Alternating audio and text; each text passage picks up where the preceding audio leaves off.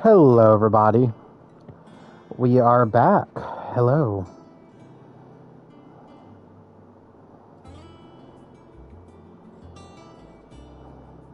I meant to stream earlier today, but, like, it never happened.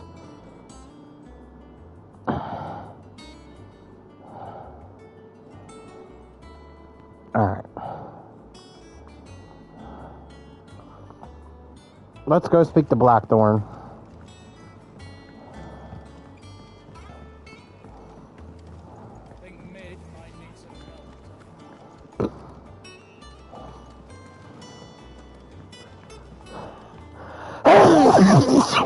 Oh, excuse me.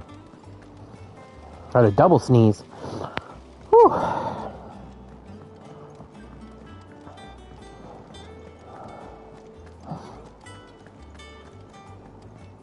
So how are you guys doing today? Man, ooh. All this dust. I started cleaning, which I gotta finish, but hold on. Blackthorn, can I ask a favor? Out with it.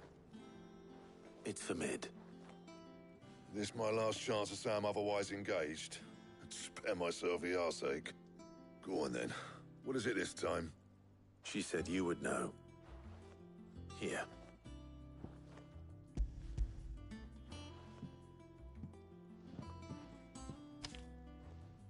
Krieger's teats. Well, I don't know what the hell you'd want this for, but I can make it. Won't be easy though. And I'll need help. Get Gavinotto in here, will ya? All right.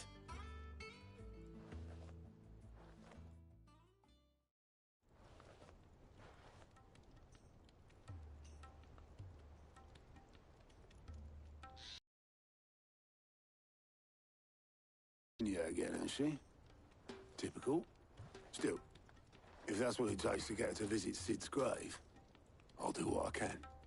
And, what is it we need to do, exactly? Take a look at this. It's this plating. The usual saw grade steel won't work. We need something that can get very hot, very fast, and still keep its shape. That means an alloy. Something that won't break or buckle at the temperatures she's talking about. Which is where you lot come in. I need materials, and I've got my work cut out already. You'll have to fetch them. Now, there's a special kind of sand I'm after that you can only find out in the Velcroy. Stardust, they call it. As for the rest of the stuff, my usual supply should have it in stock. It just needs buying and bringing back here. Well, we'll get it done quicker if we split up. One of us should probably give you an hand collecting the sand. And the other can go and get the rest from this supplier. Right then. Well, make your minds up who's going where, we can get this over with.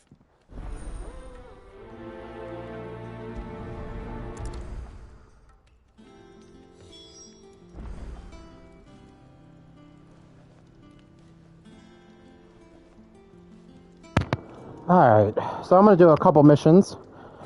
I recorded some Dragon Ball Z stuff, and I really didn't do too much. Ooh, that feels better.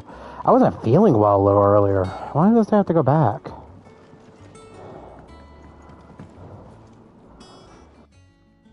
You going after the Stardust then, are you? Which one of these two lucky souls is going with you?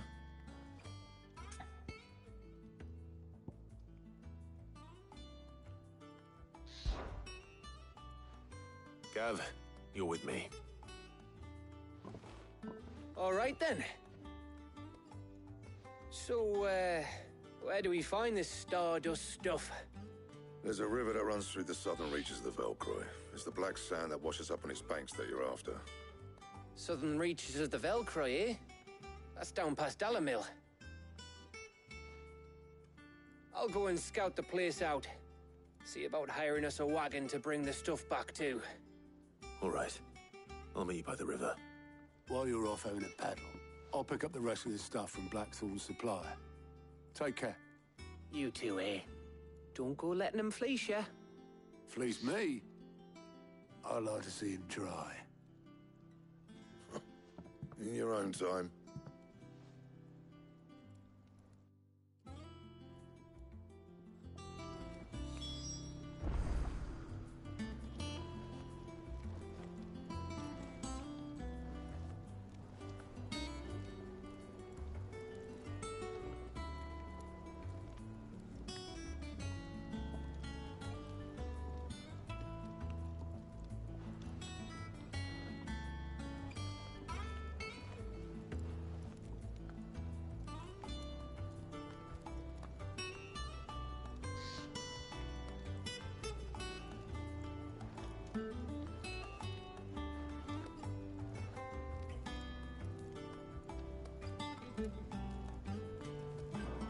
Alright.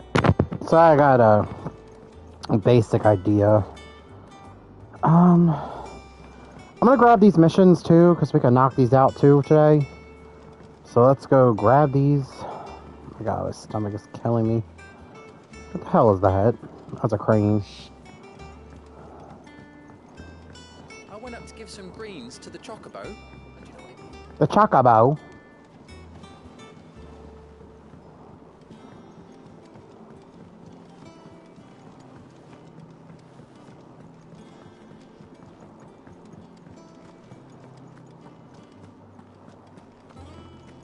Thank you, Clive. The man who... I didn't take you for a scholarly van. Oh, this? It's Valisthea, a culinary pilgrimage. I borrowed it from old tomes. Seems there's no creature in the realm so foul it can't be cooked up into something delicious. Think I'll stick to the unfoul ones, thanks. Oh, where's your sense of adventure, Sid? Honestly, one glance at these recipes, and even you would trade in your sword for a butcher's cleaver. From spit roasts to sweetmeats, this book has them all. What I wouldn't give to bring these recipes to life. If it's my blessing you're hoping for, then by all means.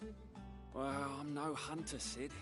The first tunnel worm I came across would be the death of me. But you're made of sterner stuff. Would you help me resurrect one of these recipes?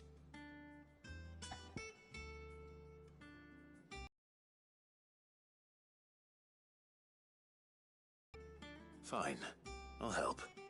Fantastic! Thank you. So, dare I ask what's on the menu? Chance's Stew. It was once a favourite among the gourmands of Oriflamme, if the author is to be believed. Though Molly's never heard of it. The only problem is that while the recipe is extremely detailed in most respects, it's infuriatingly cryptic as to the main ingredient. A beast, no doubt. Most likely something that would make easy work of a simple cook with more broth than brawn, but unwanted violets. I've no idea what they might be. Does the book say anything else? Well, only that the sweetest violets sprout atop the bed of roses. Roses. Rosaria, perhaps? One of the butchers in Martha's Rest might know something.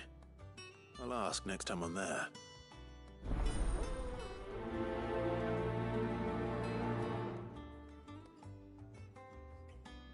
Alright, let's go grab, did I grab this mission? I guess I didn't. We'll grab it too.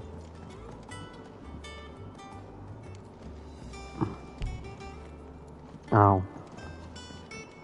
It's restricted. Crystal too. Joking.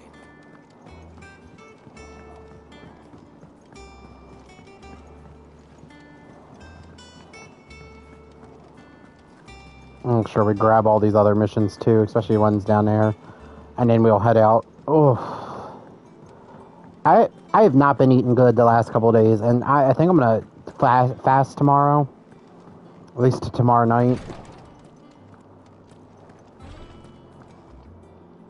You have the look of a man with the twins upon his shoulders, Rodrigue.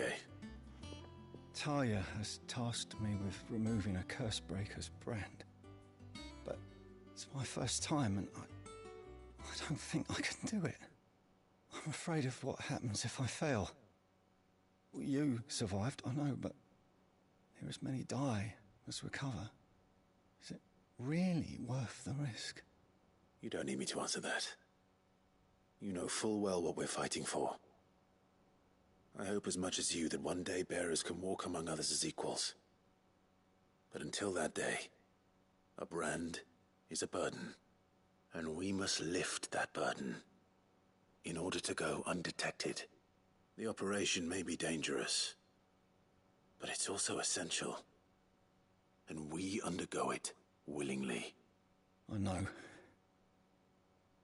I still wish there was some other way.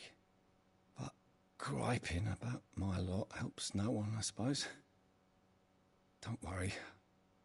I'll do what must be done. I know you will. Unfortunately, the first thing that needs doing is the preparation of a draft to dull the pain. Something I can't do with the infirmary's ammonia supply so low. What few leaves we have would barely be enough for removing a splinter, let alone a brand. Just tell me what you need. You'll go? Oh, thank you. No one knows herb lore like Taya, and she swears by ammonia for easing pain. It's simple enough to find, if you know where to look. And fortunately for you, I do. Along the river near the village of Amber over in Rosaria. Just search for the bright blue blossoms.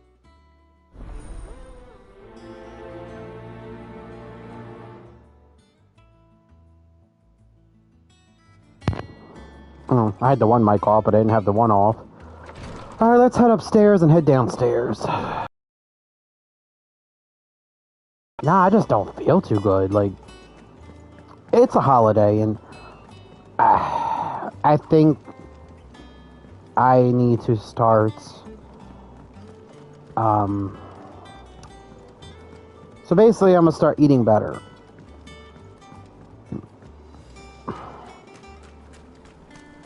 After today. I mean, Easter's coming up, but I don't really care for Easter dinner.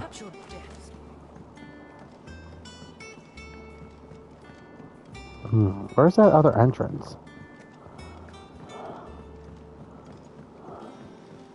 Editors started reading books that don't have any pictures in.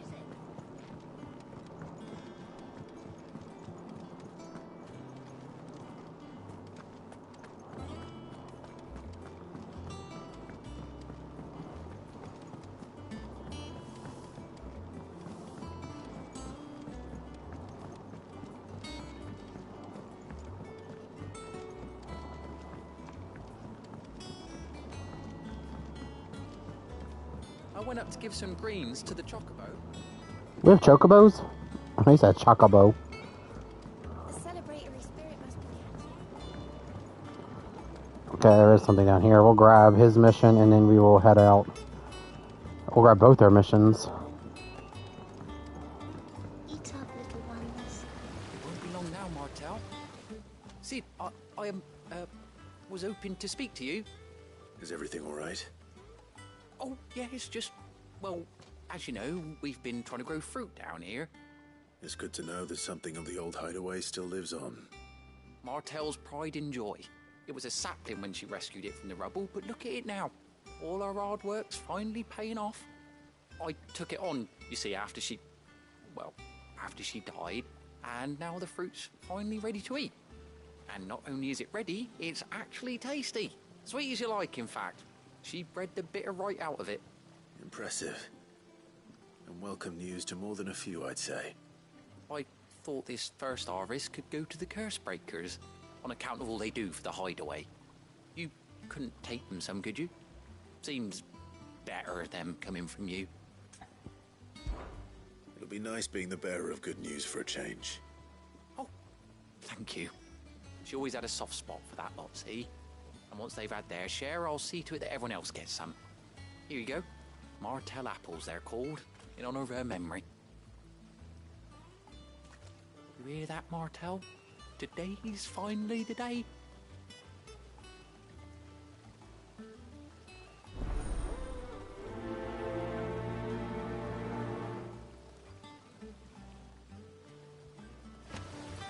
I guess Martel was one of the people that passed when Titan or Kupko attacked.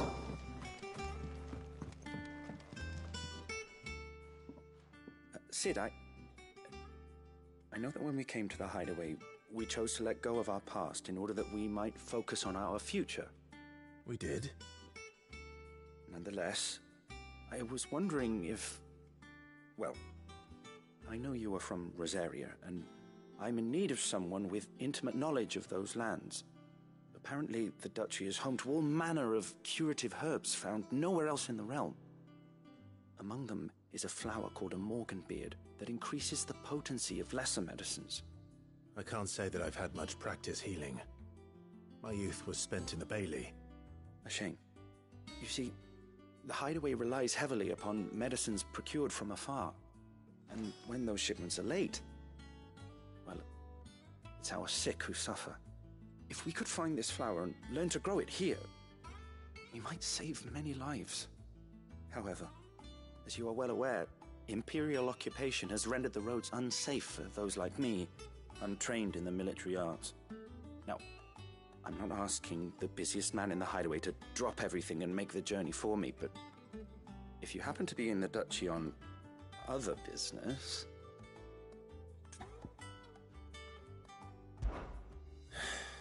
Tell me of these Morganbeards, then. But of course, if my old tomes are to be believed, the flowers are bright yellow and as large as goblins' eyes. Oh, and they grow in the marshes of Sorrowwise.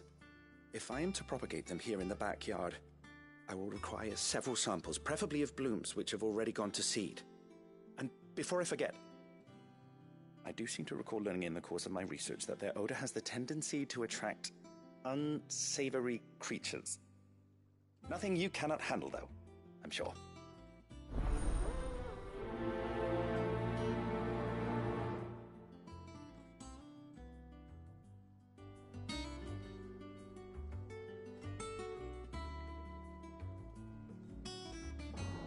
Right. I guess let's start knocking out these side missions. Let's add.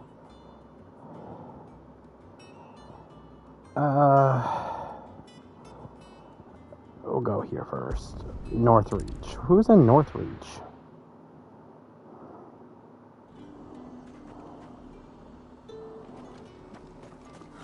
Slavers don't even bother with Northreach now that all the highborn fleets serve.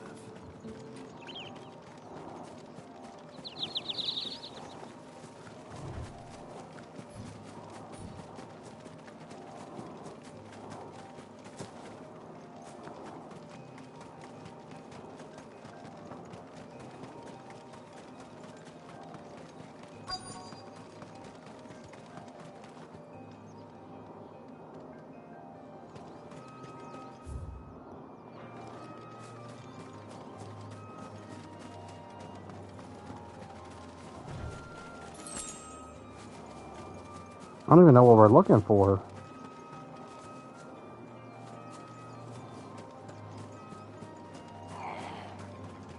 Get me. Cole, I'm glad you're in one piece. Just about. Sid, if you don't mind me asking, what are you doing here? Doris sent me to find you. She hasn't heard anything since the attack. She's been worried about you. I sent a runner to the Dame in Northreach. The hideaway should have learned of our survival yesterday. Well, I'm here now. And it looks like you freed the bearers. Only some. The rest locked themselves in the slavers' carriage rather than fleeing when they had the chance. I want to help them, Sid. But we're barely in any state to protect those few we did save. You made the right decision. Now where's the carriage? The goblins may still be out there. You have duties to attend to here. See to the injured. I'll handle the rest. All right. Just follow the path to the south. You'll come across the carriage soon enough.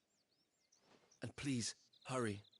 If the beastmen get to those bearers, the poor souls will be eaten alive.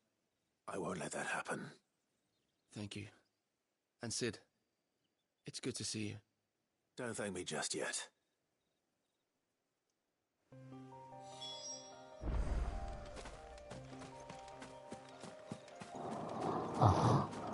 Y'all didn't get that far. Oh, he's a big bitch. They're trying to get into the carriage.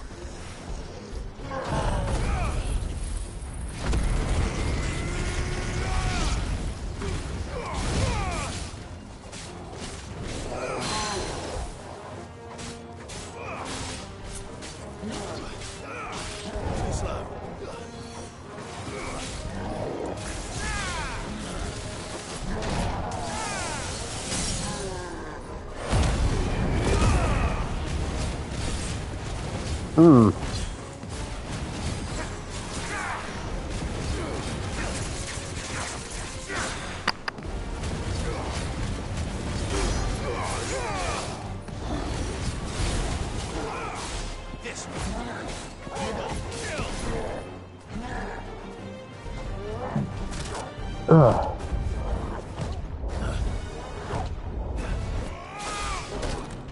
Nice try.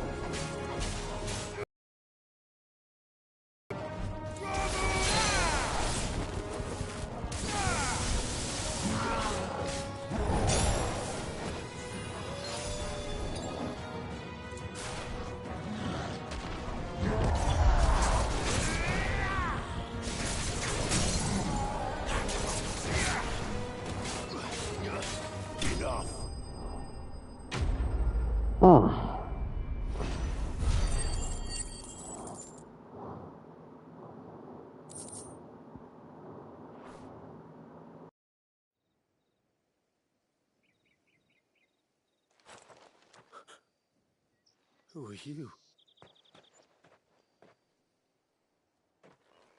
A friend. Are there any more survivors? Why didn't you flee with the others?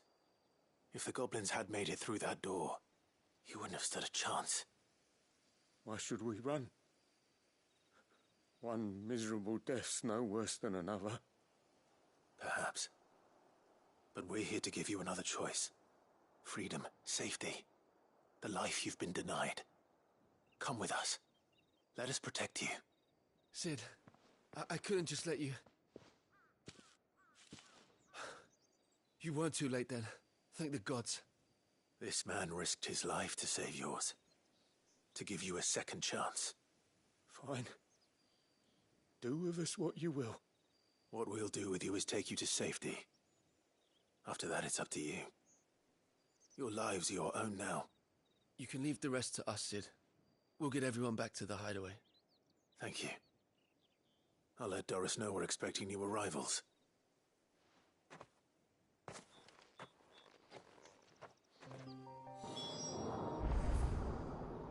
It's one mission down.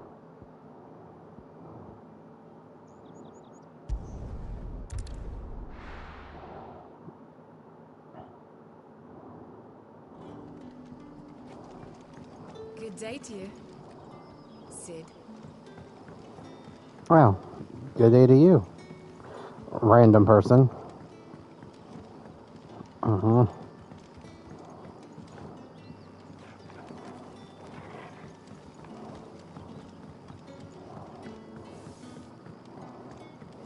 The crystals we get from the tail are all but worthless.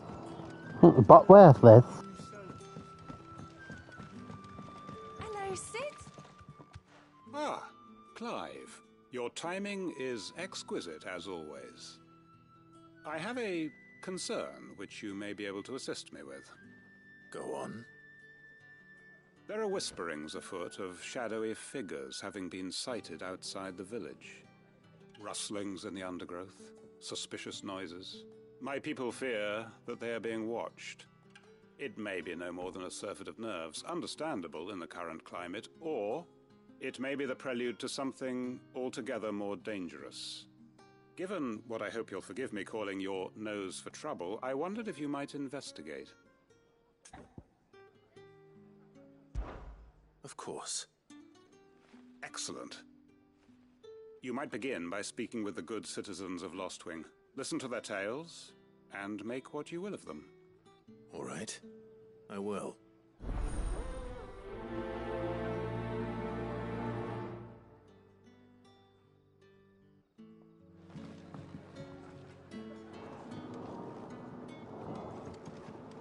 Right. Let's see what the people of the village have to say. I better find out if this is just nerves, or something we need to take more seriously.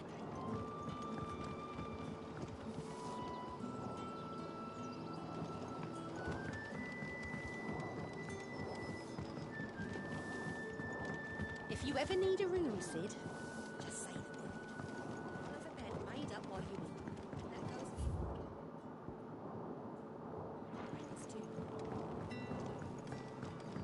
The crystals we get from the tail are all but worthless. Not just the crystals. All but spent. What do we do now? You all right, Sid? Something on your mind? There is actually. Can I ask you something? Quentin tells me people have mentioned shadowy figures out in the woods. Have you noticed anything unusual? Oh, that. No, sorry, can't help you. I heard the rumours, mind, from the lads working over at the vineyard, but none of them has seen anything either. All right. Thanks anyway.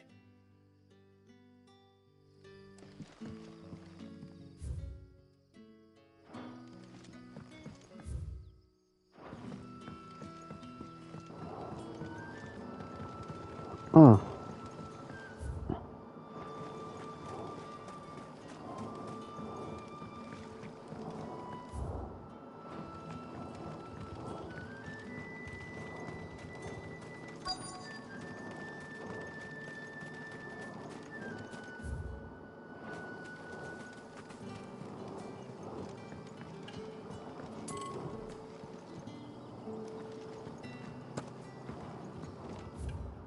You're quite talented with that rod of yours.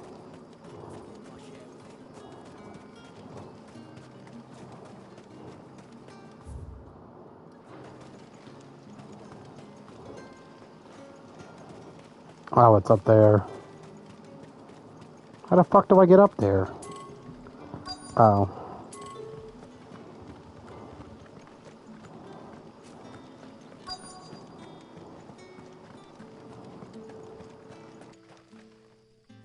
Do you have a moment? There's talk of suspicious figures in the woods. Have you seen anything out of the ordinary?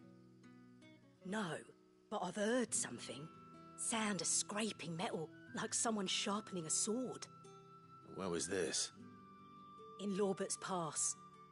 Was out foraging for herbs when I heard it, screeching out from between the trees. Ran back here as quick as my legs would carry me, and I ain't been back since. I see. I'll look into it. Thank you.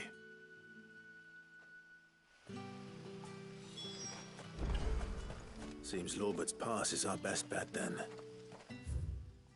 What do you say, Torgal? Shall we go and investigate? He's a good doggy.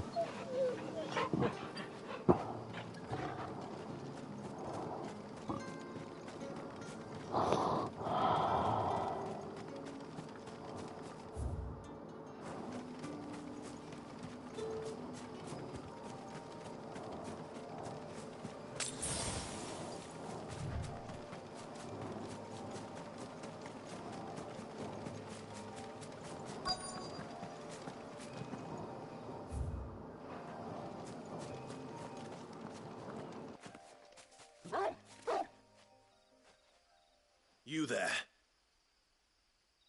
Fuck! He's seen us. Get them before they escape!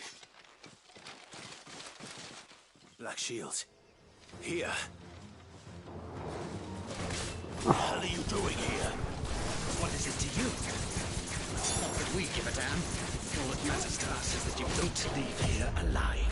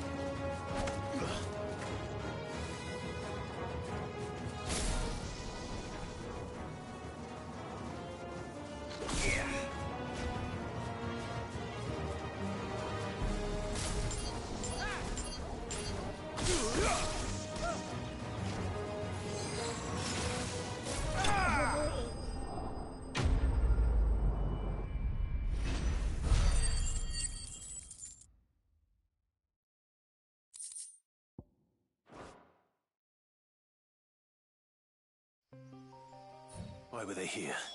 Are they planning an attack on Lost Wing? I need to warn Quentin.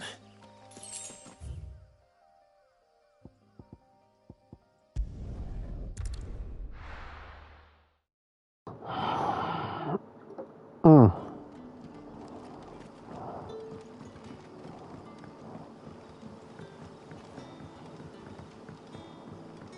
But when can I go on a special errand for Master Quinton? Kid, enjoy being a kid. I get it. You know, childhood is just, it drags. But I wish I could go back. Good day to you, Sid. I wish I could have if I knew what I knew now and I could make changes to what I know, I'd do it in a heartbeat. The crystals we get from the tailor all but worthless. Clive, how goes the hunt for our sinister figures? I found some black shields hiding near Lorbert's Pass. They're gone now. Black shields. The Empress's former bloodhounds, though they serve another master now. One who means to root out and destroy both me and those I care for. And it would appear the pack has finally caught the scent of its prey. Damn it all. I had hoped I would have more time than this. More time to prepare. But if we are cornered, we have no choice but to bite back. And bite back we shall. I'm sorry. You're going to need to explain. Who did the Black Shield serve now? And why would that person want you dead? Because I want him dead. Who? The former Lord Chief Justice of Sanbreque. All that I have built here is for him. I don't understand. Why him? Why Lostwing? I suppose it is better that you know the truth. I was a member of the judiciary once. So sickened was I by the injustice of this world, I swore to fight it. And fight it I did in my own small way. I saw more than a few corrupt officials condemned to the very cells into which they had thrown blameless innocents.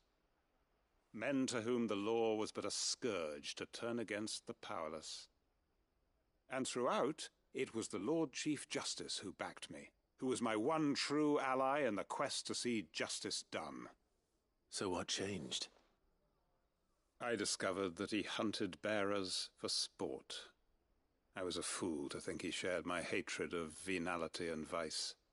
His support for me was no more than a facade, a means of ridding himself of his rivals, a mask to hide the rot beneath. I filed suit against him immediately. His response, however, was rather more visceral. He had my entire family slaughtered, and he faced no punishment whatsoever. I lost everything. My loved ones, my livelihood, my position, the faith I had once held that any modicum of justice might be achieved through the courts. So I set about enacting my own. I tracked down every soul who served him, and slit their throats myself. But the man himself proved an altogether more difficult target. With money and power come protection. And so I saw that I would need an army of my own. I came here to Lostwing and began recruiting like-minded individuals. And everyone here knows this is why you do what you do. Of course. They too have lost loved ones to the bearer hunts. Seen faultless friends sent to the gallows to spare the guilty. All under the watchful eye of the Lord Chief Justice. Our wounds are the same. And our cause is the same. We are comrades. And our revenge is already in motion. We know where he hides, how numerous and well-trained his guard. What we did not know until now, however, was that his plans may already be in motion too. Quinton. Our time is short. He may move against us at any moment, unless we move against him first. My friends and comrades, it begins. Make ready for war.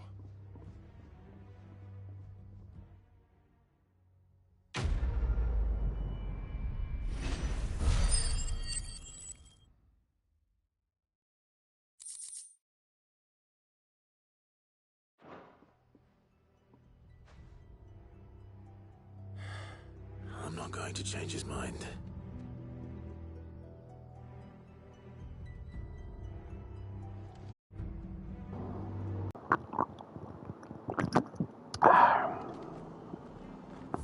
Beep.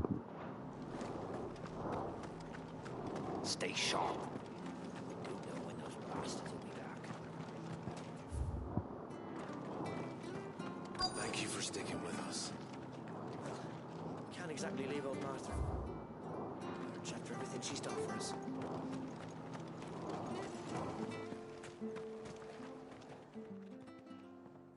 Ah, welcome.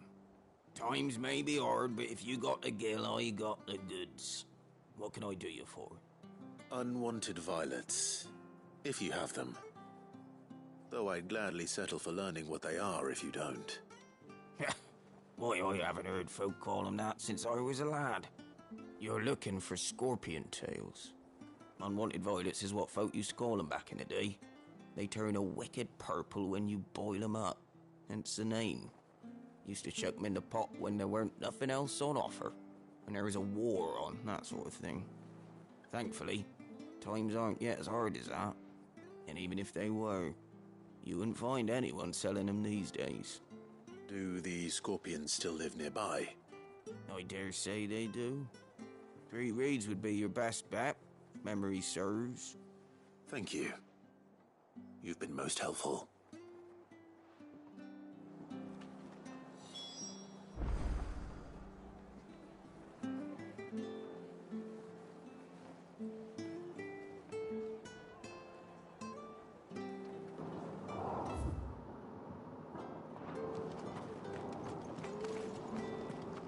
Take ages to tidy all of this stuff up. Keep forgetting about these elevators. They just look like shacks in the wall. Alright, let's go take this. I don't know why I'm not so talkative today. I mean, I really didn't do too much. Alright, Sid.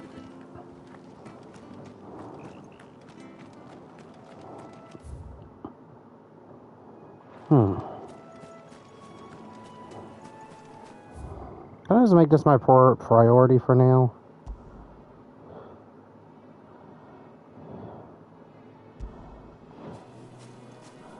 Oh, or I can just mark it. That works. Don't get surrounded.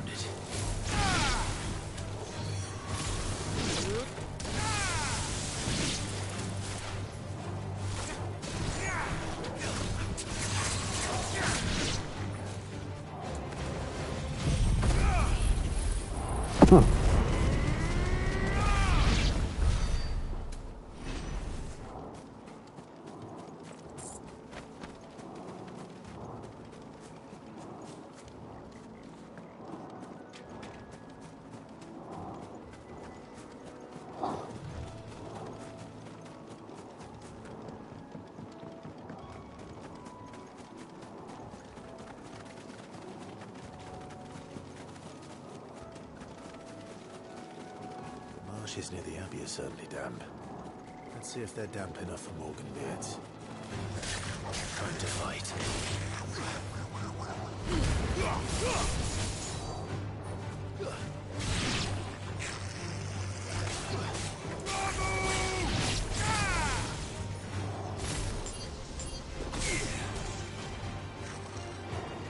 Finished.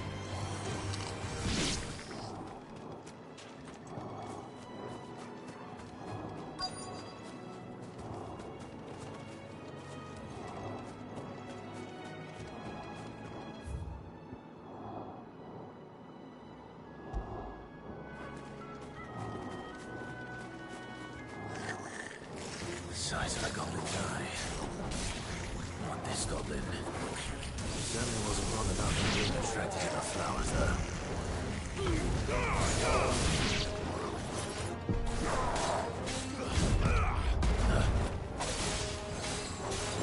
Over here!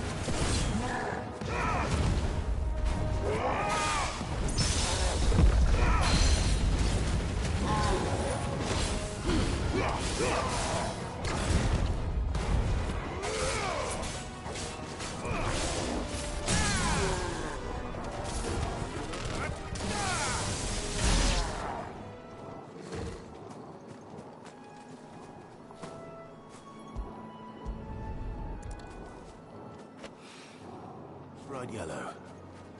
These are our Morgan beards, all right. Well, there's something familiar about this scent. It reminds me of home.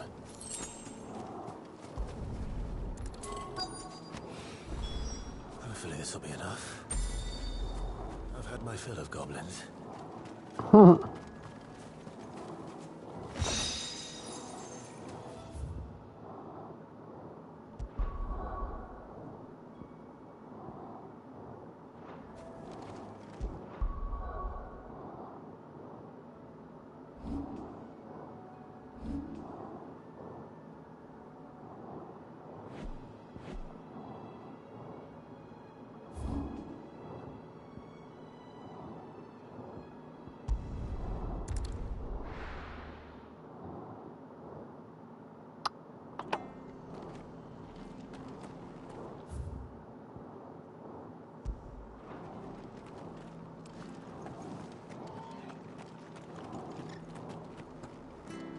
Stay sharp. Oh, I guess I better take care of your stuff. Oi! You handy with that sword of yours? Course you are. Bet you're a bloody marvel with the thing. Now, question is, are you willing to use it or not? 'Cause a flock of noble chocobos are in need of help. Chocobos? You heard me right. Wild birds? Hmm? The big ones? And not just any chocobos at that. Whiteheart and her flock are the bravest birds you ever did see. They protect travellers round these parts from bandits and the like.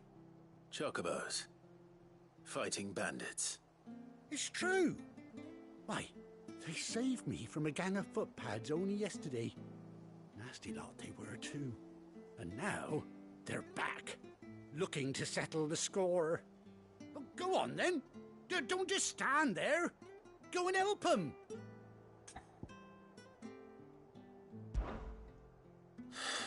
All right. There's a good lad. Where can I find these chocobos? I saw him cut across the way over yonder. The rotten scoundrels were driving the poor things towards the old dock. It's a dead end, that is. You save Whiteheart and her flock, you hear me? There ain't a pluckier bird in all the world. She's a hero to us locals. And don't worry, you'll know her when you see her right enough. I'm sure I will. And good luck to you. And give those no-good bastards a hiding from me.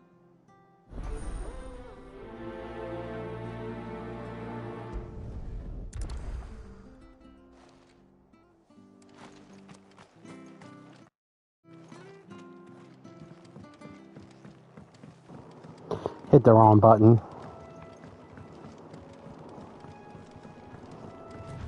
Whiteheart. That's quite a name for a chocobo. See, I'm wondering if she's the chocobo that belonged to us. Because we don't even know what happened to her.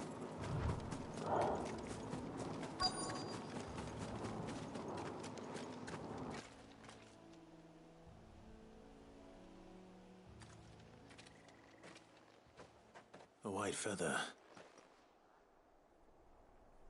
I thought Ambrosia was one of a kind. Speaking of brave birds. Looks like they went that way.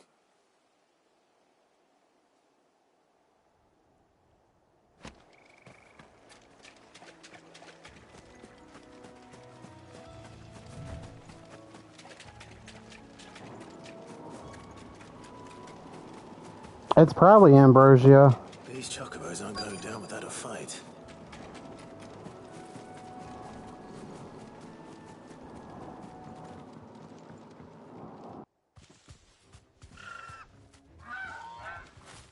We got you cornered, Feathers. You didn't think you'd seen the last of us, did you? You've been bad for business. But I reckon someone will pay good coin to mount your head on their wall. Not around here, they won't. Oh. And why's that, eh? Because she's something of a hero in these parts. You hurt her, And I hurt you. Piss off! Or better still, how about we hurt you both? All right then. But don't say I didn't warn you.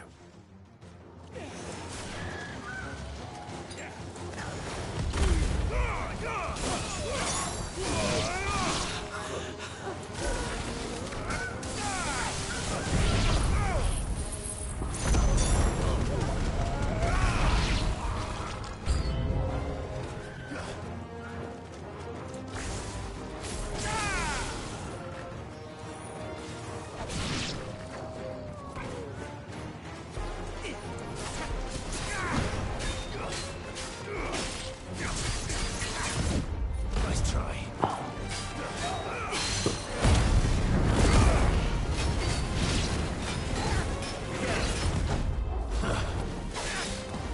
Come on.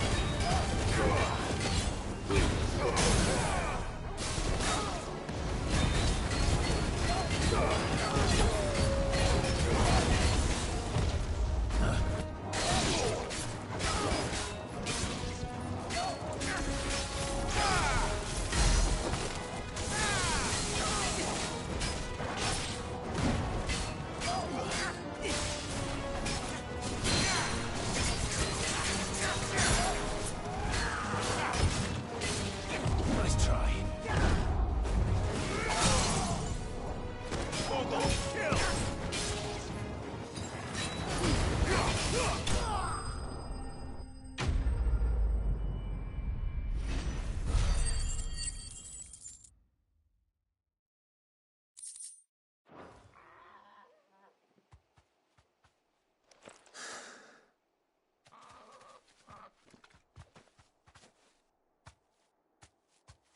You're safe now. White Heart, I presume.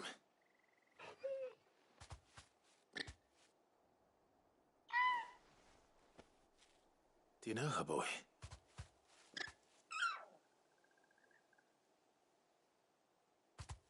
That scar. It couldn't be.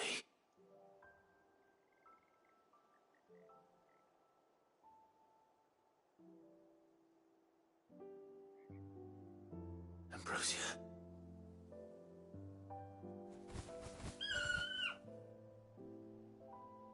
It is you. You survived.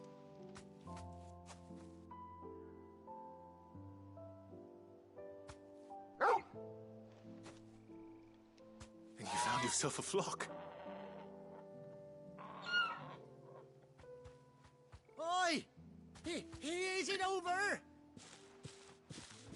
I thought I'd come and see how you were getting on.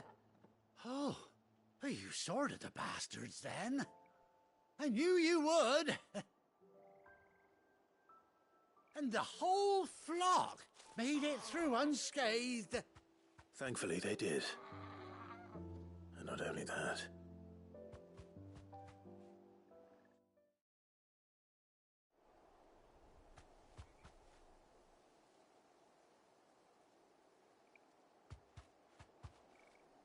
Well, I'll be. I never stopped to think our hero here might once have been someone's mount. Though I dare say she'd suit a fine fellow like yourself. Reckon our feathered friend must have learned a thing or two from her master. Kind-hearted warrior that you are. Bird like her would have cost a princely sum. You born a lord or something? Well, Oh, no, sorry. I didn't mean to pry. Don't matter who you are. You done right by me. What is it, girl? She wants her master back, I reckon.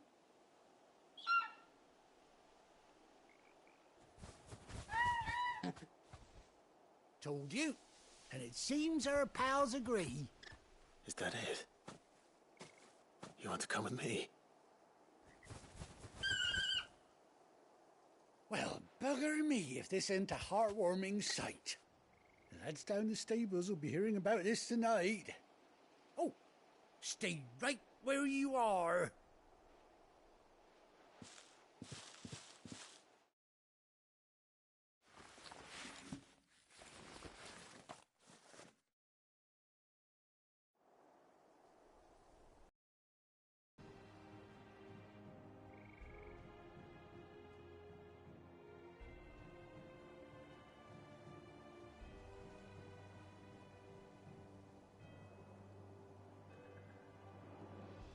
Doesn't she cut an handsome figure, eh?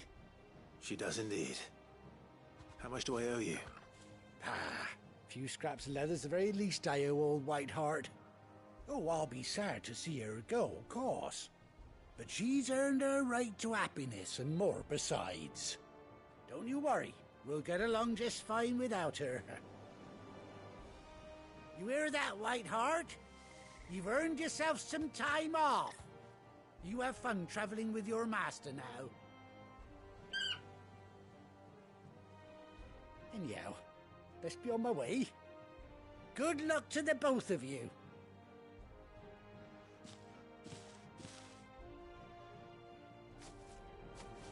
You take care of your flock for now. I'll call you when I need you.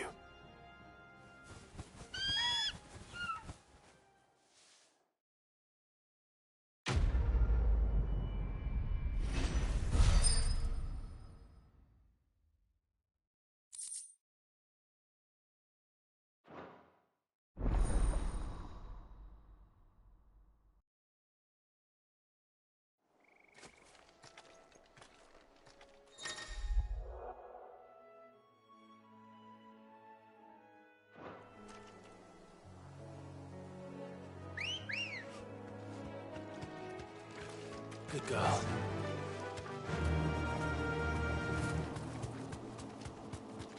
I figured she was alive.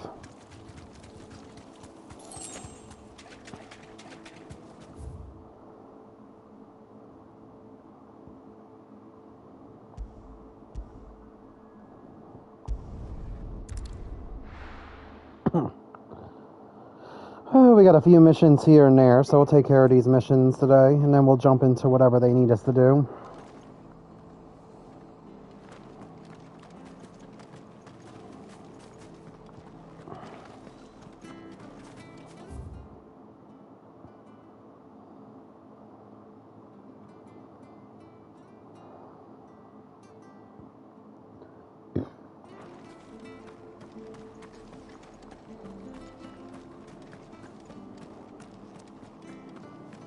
This is no time to ride. Ambrosia won't help me here. I mean, she will help me here. Come on, girl.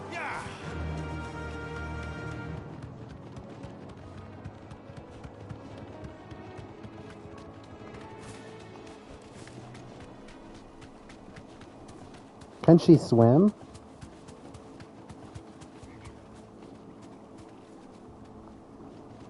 I guess not.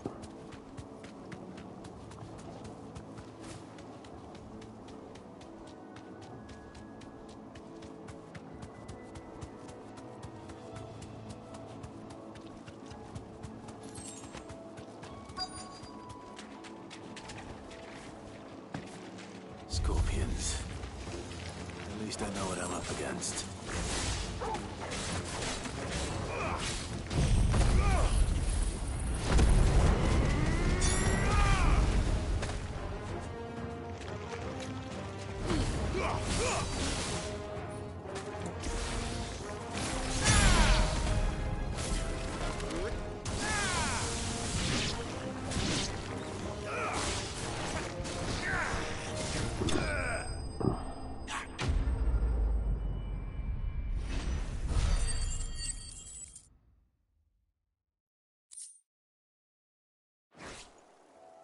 I better get this back to Yvonne before it goes bad. Or any worse, at least.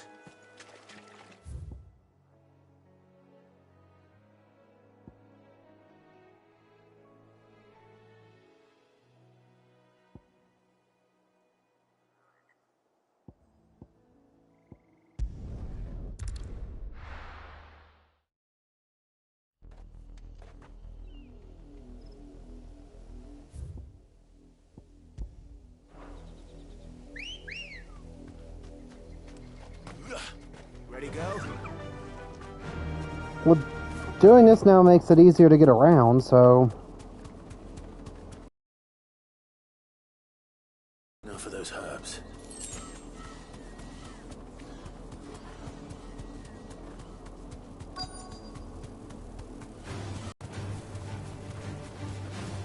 Hmm.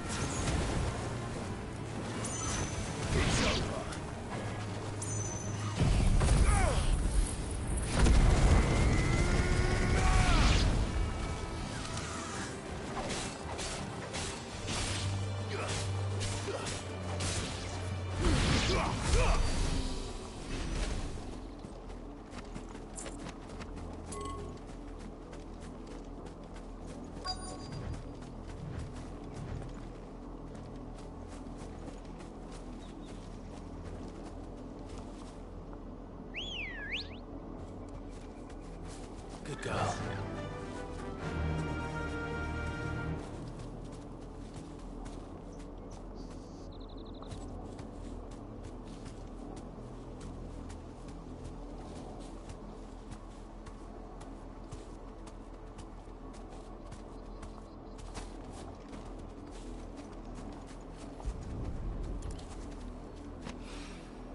This is the only plant around here with blue flowers. I hope it's the right one.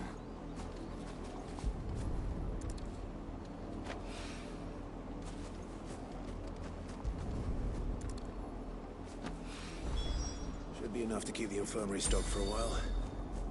Hopefully this...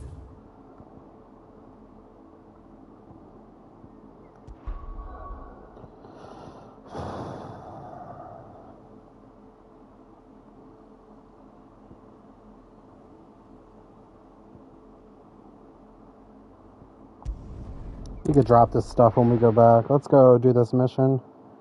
Yeah, I'll probably add her to the No use calling Ambrosia now. Gotta ride my Chocobo.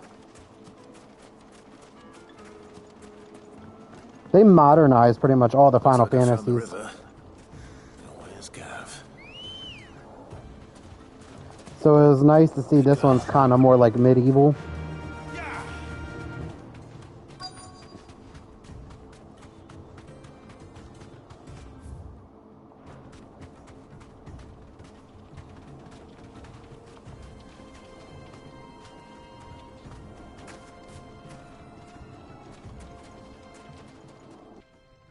Sorry to keep you, Gav. Better late than never. I've had a quick scout about, and I reckon round here's our best bet if we want to grab as much of this Stardust stuff as we can. Don't know what Blackthorn's planning to do with it, though. I asked over in Dalamil, and they seem to think it was worthless. But if Stardust is what Blackthorn wants, Stardust is what he'll get. There's plenty of this stuff lying about, just begging to be bagged. Then let's get bagging, shall we? We shall. Race ya.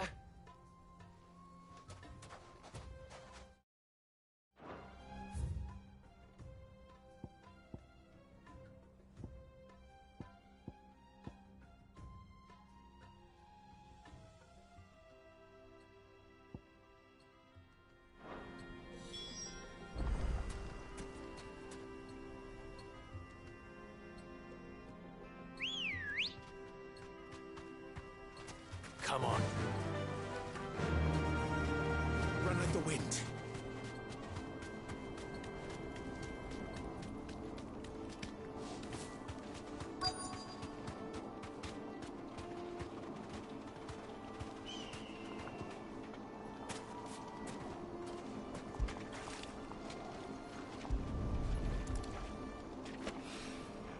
So this is Stardust. It just looks like black sand to me.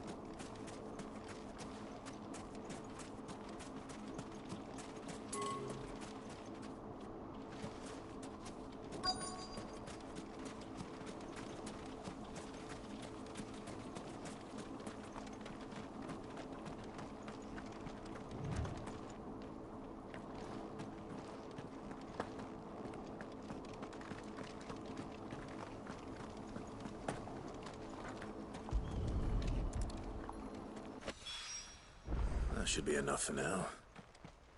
Let's see how Gav's getting on.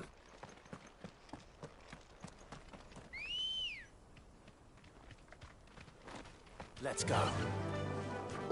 You think I'm gonna frickin' walk? Hell no.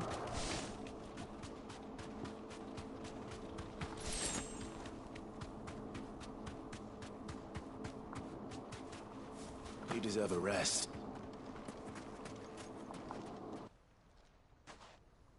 You finished?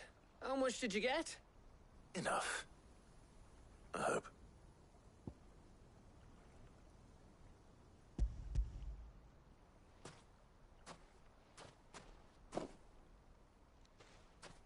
Oh, you win. That might even be enough for old Blackthorn. Hey, before we go, do you mind if we have a chat?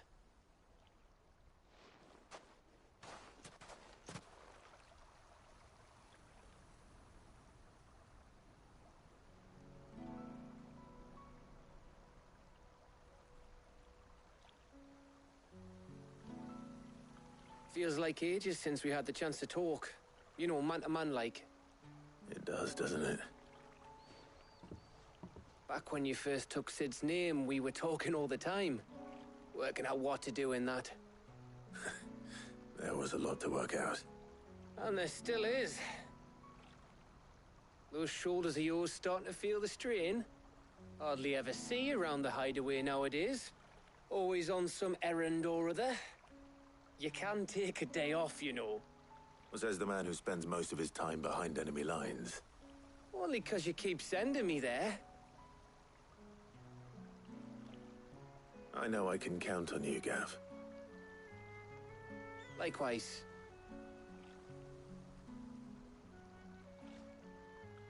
So you keep sending me wherever you need to, and I'll keep going. Safe in the knowledge that I have a home to come back to. Thanks to you.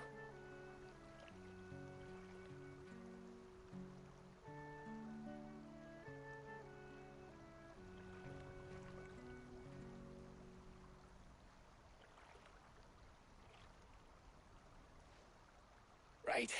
That's enough soppy shite for one day. We'd better get this lot back to Blackthorn before he slings his hammer at someone. You go on ahead. And try to get some rest once you're there. Oh, I plan to. Believe you me. After Blackthorn gets what he needs, of course.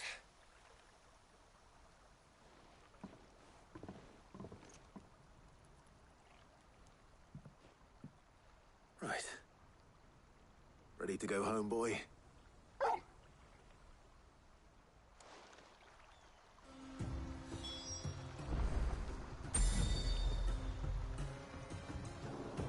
We will.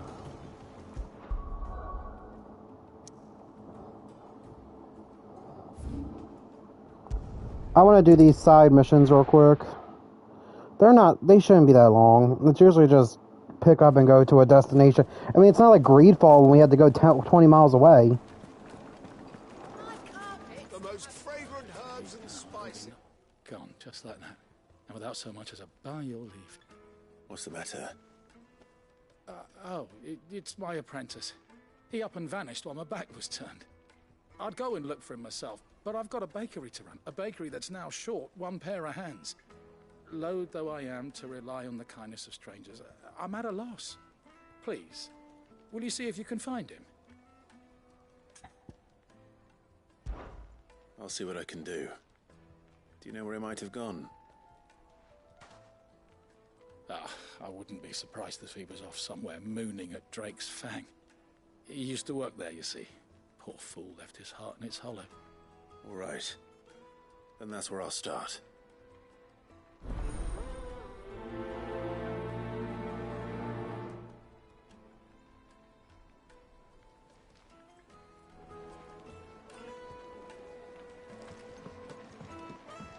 Oh, where did all the men of the rock go? Weights and pots! Everything I've worked for. All those years of toil.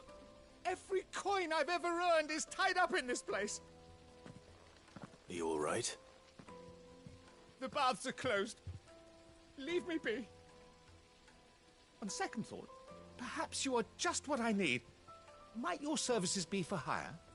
That depends on the job. I'd have you save my business, the baths. The water's turned scalding hot and all the crystals in Dalimil wouldn't be enough to cool it. I've no doubt that my woes stem from the water's source. But I can't go and investigate for fear of my customers thinking I've abandoned the place. I'm bound to these baths in more ways than one. I beg of you. Go to Dusnoff Terraces. Tell me what you find there. All right. I'll go and take a look. Wonderful. It's not far. Leave the market by the south gate. The smell of sulphur will guide you the rest of the way. These baths are all that keep me from an ignoble end in a debtor's prison. My livelihood, my very life, is at stake.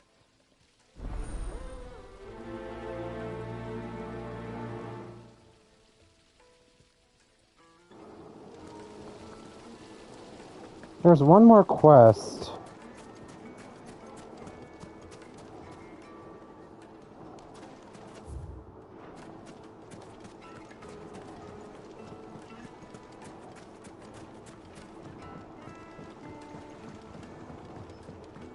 The juiciest meat for green. It would make The finest fabrics! Fresh from I've never even forged a butter knife before. Perhaps Forge Master Luber's having fun at my expense. I wouldn't put it past him. Neither would I. Oh, wait. Are you Clive? Sorry, my mind was elsewhere. I'm Sava, Master Luber's least accomplished apprentice. Soon to be former apprentice if I don't pass this test. Maybe I'm just not the resourceful type. People are buying up weapons faster than the Briar's Kiss can forge them, and here I am, unable to make a decent bit of kitchenware. He wants me to make a carving knife, one that embodies the spirit of Dalimil. Whatever that's supposed to mean. I don't suppose you have any idea what he's on about, do you? I'm afraid not. Never mind. Thought I'd ask. It was that or pack my bags. I could give you a hand if you like. I know how busy the Briar's Kiss has been, and that Lubor needs all the capable hands he can find. I'd be a fool to refuse. So, where do we start? Good question. If I'm honest, I've never made any kind of knife before. And then there's this little riddle to keep in mind. The spirit of Dalimil. Nothing is ever simple with that man. The way I see it, there's only one way we'll be solving Lubor's puzzle. We need information. The more the better. You're right. There's no point fumbling in the dark, I suppose. Now, who to speak to first? Well, there's plenty of folk in Dalimil who use knives for a living. There's the butcher, of course, and any number of cooks. They're bound to have an opinion or two about the tools of their trade. All right. I think we have a plan. Let's get to it, shall we? I'll talk to every cook I can find. You speak to the butcher, and anyone else you can think of. All right. That someone says something useful.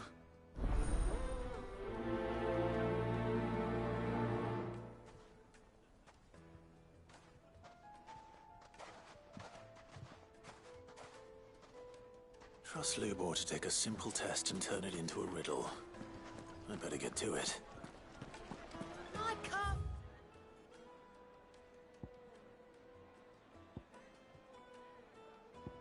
It's have pride of place. Take a sniff, sir. Welcome, sir. What can I do you for? A question, if you don't mind. I need to know what makes a good carving knife. You a blacksmith or something? Something, I suppose. Fair enough. Knives, is it? First and foremost, it's got to hold an edge. Most knives will make it through fat, no problem, but sinew dulls cheap steel in no time. Give me a blade which can slice through anything that crosses my chopping block, and I'm a happy woman. So a knife that stays sharp. Makes sense.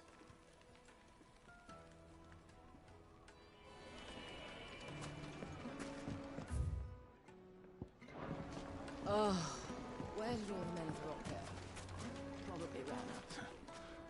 I can't say I understand that boy's obsession with the Fang. I can't say I understand. Made from the stoutest stoneware. Won't chip, won't crack, no matter how rocky the road. Just look at the detail. The craftsmanship. Did the constables test you properly before they gave you that brand? Wish that I could file suit against them. I can only hope to recoup my losses at the next slave market. I have crystals enough to last me.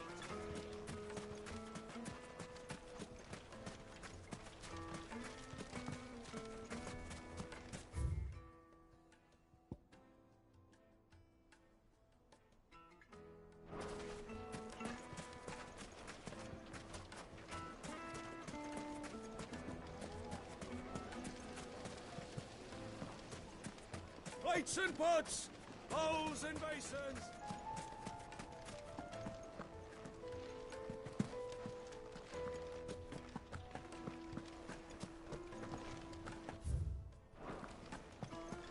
Won't you come and play, handsome?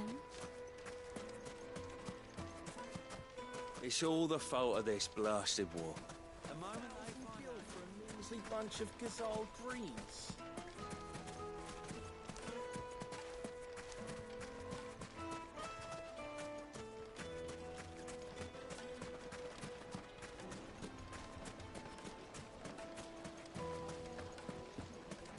Made from the stoutest stoneware.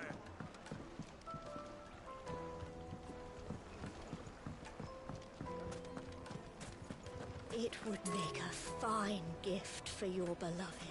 The She'll finest look at you in fabrics, quite a fresh different from the light, I'm capital. sure.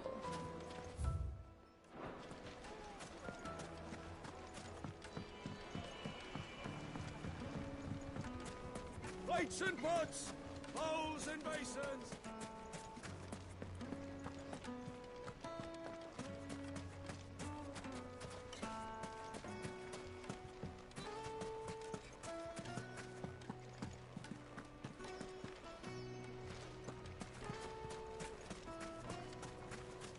Silver platters, just like they eat off in Castle Dasborough.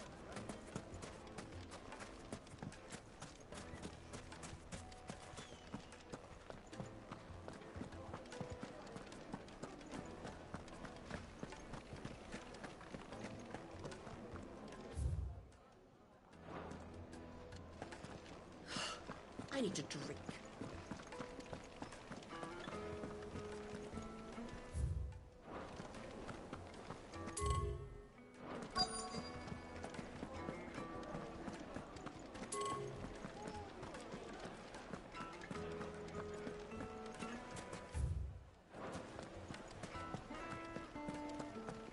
I take it Drake's Fang was your doing, Sid. You really are quite the outlaw. It's only a matter of time before the people learn of this and seek to apportion blame.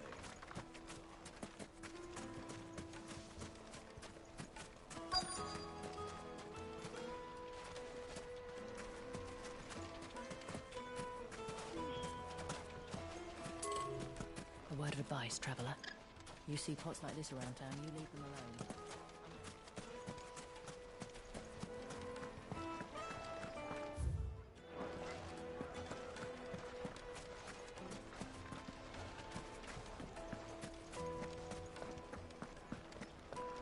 My carpets! The most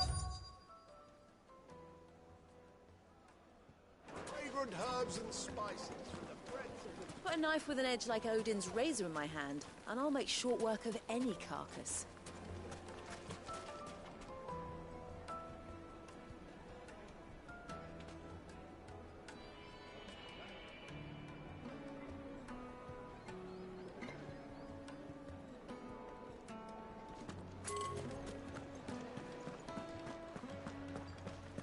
Master Lubo says Drake's Our hero returns. My ears are always open.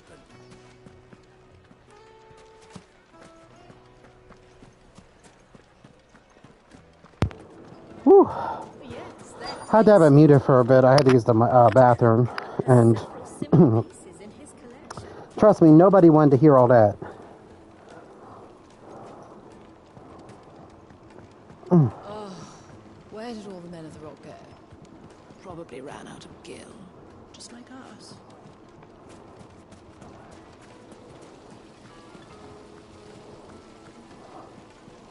Just look at the detail.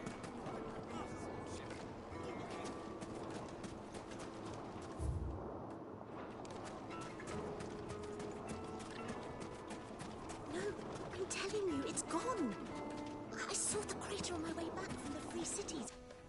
What is it? I'm in no mood for chatter. Sorry. Do you mind if I ask your trade? Hunter, why? I have a question.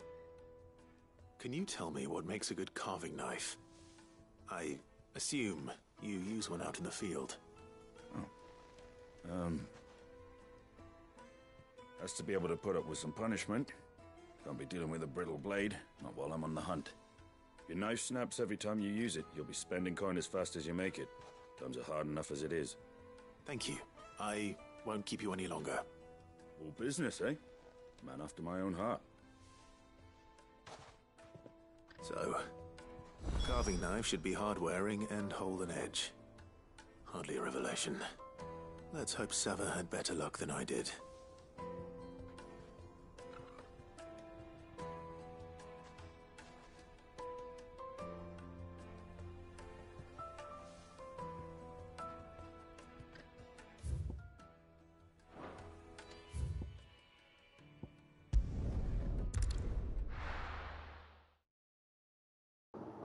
Thought I hit the mic back on, but alright.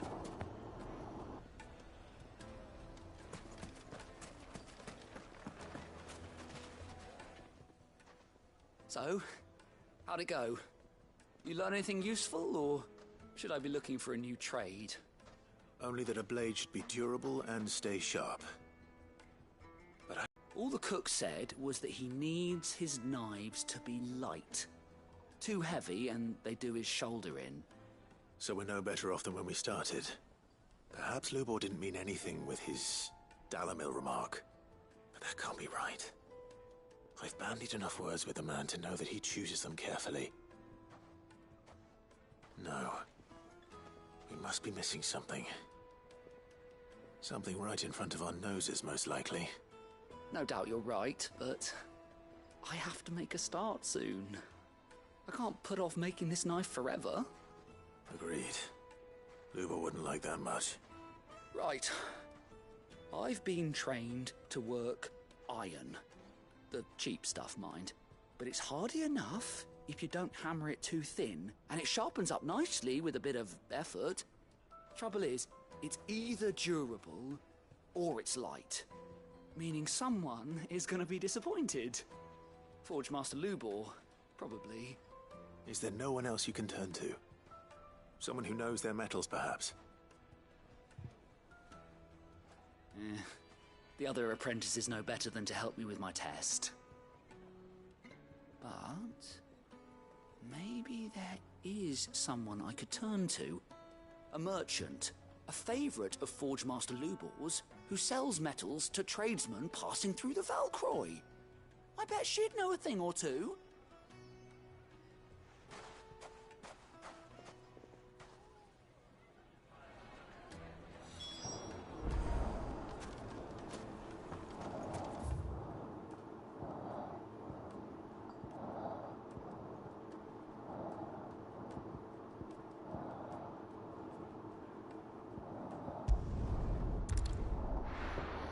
Alright, let's go take care of these missions first, since they were first there. Good girl.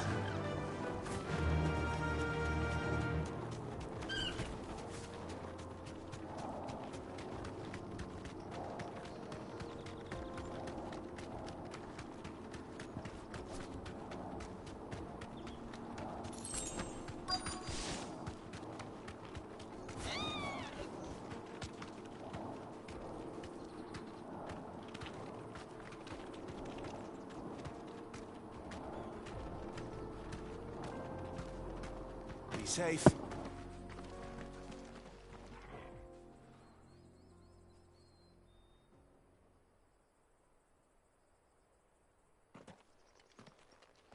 Excuse me. What do you want? The baker sent me to find you. I am a sorry, selfish sod, aren't I? Certainly not a baker. Master must rue the day he took me in. Time was the sight of the fang used to calm my nerves. But now look at her. I take it you missed the Mother Crystal. I hated her, but she was all I knew. Worked her mines for years. And when she shattered, part of me shattered with her. I had to trade my pickaxe for a rolling pin, but I'm no good at baking. Every loaf I touch collapses. My bread's as hollow as I am. She was the only thing that could fill the hole inside me. Oh, I loved her, damn it. But now she's gone. She's never coming back. What am I supposed to do? I ask her. How does a shell of a man learn to live again?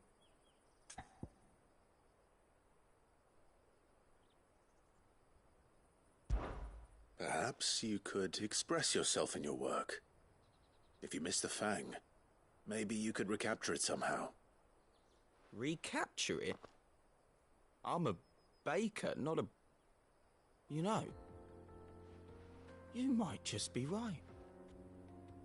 What a fool I've been! I have to get back to the bakery right away. Thank you. Thank you, my friend. You've opened my eyes. Wait.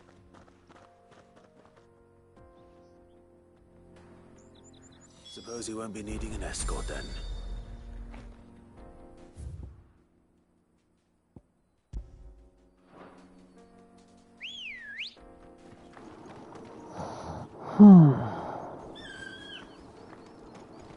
Come on.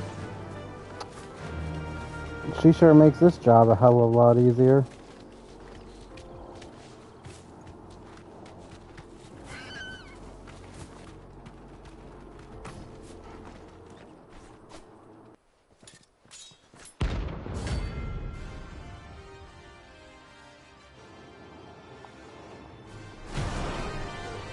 I don't want to fight you. My blade Oh, yet hungers. I definitely don't want to fight you. Come. Let us feast on your flesh. Your feasting days are over.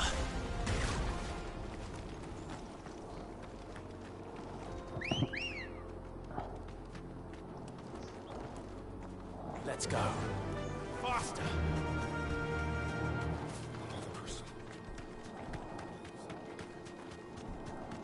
Yeah, that was a hell no. He's level 38. Now, we could probably take on the one that's in, by Rossfield, or by the inn. I do plan on taking those creatures out. Just not now.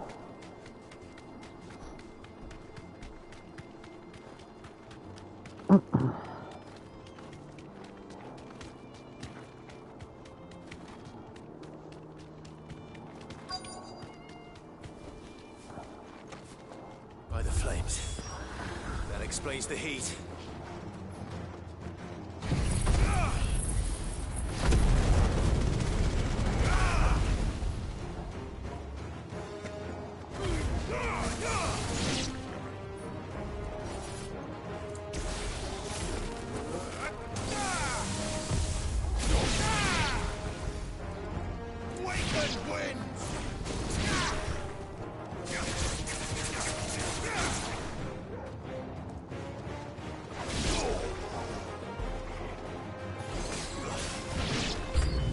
Out of the frying pan.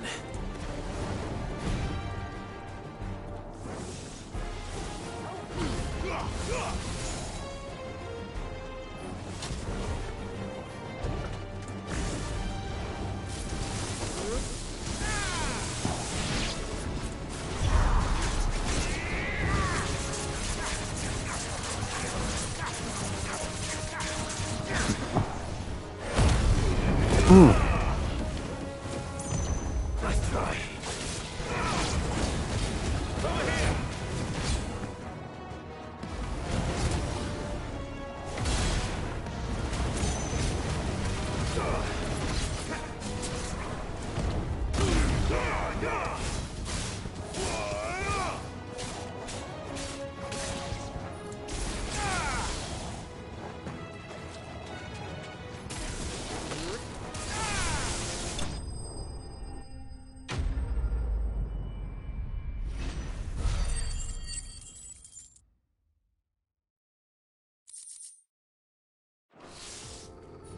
Let's cool things down a bit.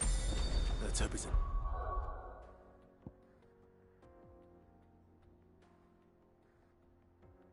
Have to keep the baths from boiling.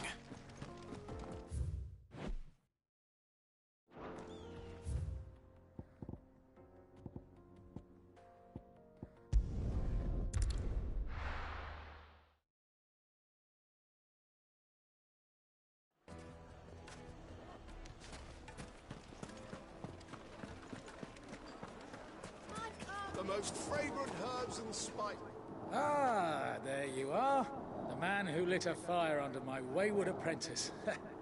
Though I worry you might have stoked the flames a little too high. He damn near ran me down trying to get to my oven. Master, it's ready. Behold the Drake's Balm. A truly unique creation. I dare say it is. Just look at it. A perfect likeness of the Fang herself. Her steepled peaks, her fulsome spurs, her inviting hollow. True, my loaves collapse more often than not, but what's the Fang without her crater? Why, no Fang at all. And look, inside. She's filled to bursting with a bounty of beautiful crystals. Salt crystals! Master, I have found my purpose. I must use my work here to preserve the memory of the Fang. Well, if it tastes half as unique as it looks, I'd certainly say you're onto something. Not only is my apprentice back, but he's finally pulling his weight. With any luck, I might even have a new delicacy on my hands. I don't know how you did it, but you have my thanks.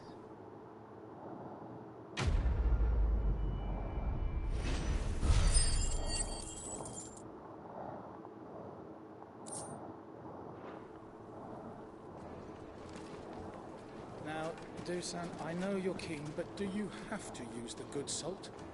Leave some for the rest of us. Oh, where did all the men of the rock go? Made from the stoutest There stone. he is. Won't The you? man. I was hoping we'd be seeing you again. The baths grow more bearable by the moment. It won't be long now before we are back to business as usual. I'm glad to hear it. Now, tell me this. What did you find at the terraces? What threatened to make me a pauper? Not what I expected, that's for certain.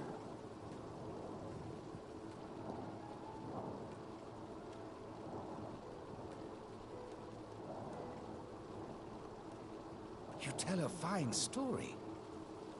That's not to say I don't believe you, though. Creatures made of flame, eh? That's something new to worry about. But I burdened you with my worries enough already. Here, a small something by way of thanks. Right. It's high time I got back to work. With a little luck, the day might yet be salvaged.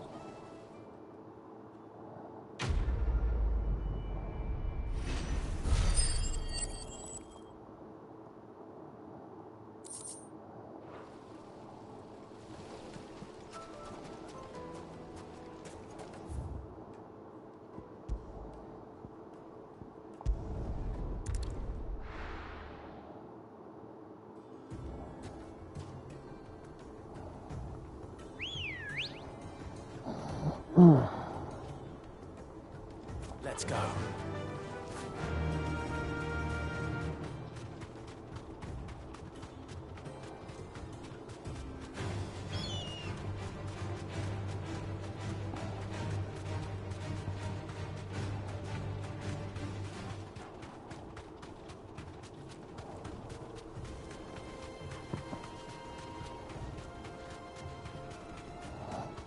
I'm not trying to fight any of these weakling ass animals or whatever.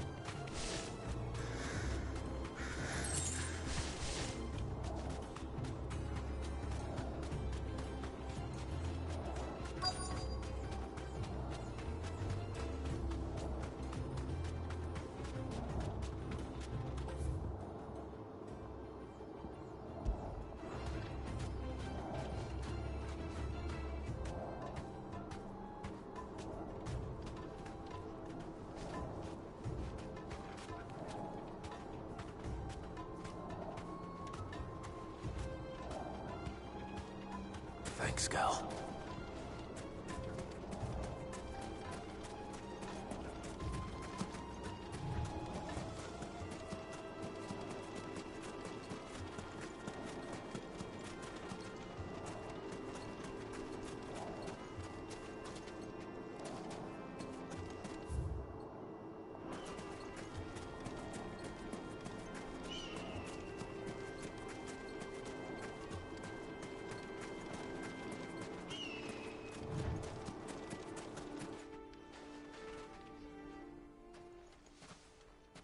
Any luck? Or will you be needing help with your bags? Well, I asked her, but... you tell him. If you're looking to make a knife that will impress a master like Lubor, there are options. They're just not that viable. Featherlight adamantite knives will get passed from generation to generation, never needing so much as a lick of the whetstone. But adamantite ore is unique to ash, so doesn't come cheap. And it's beyond my skill to handle. Unique to ash. Are there any materials unique to Dalamil? Something which could be mixed with iron to refine it. Make it lighter. What are you getting at? You said that Lubor trained you to work iron. Then that's what he'll expect you to use. Mill remark wasn't a riddle, but a hint.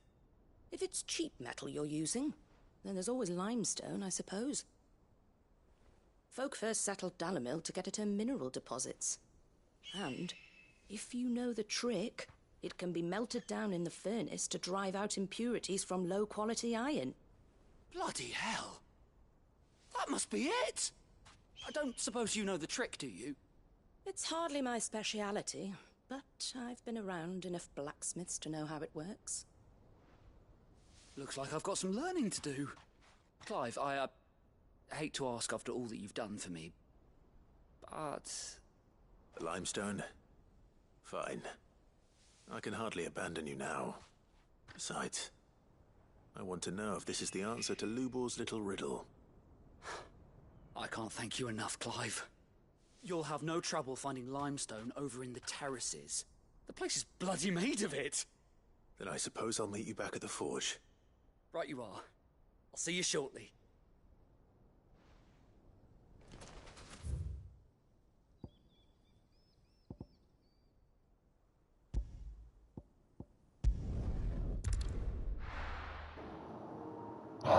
To the forge.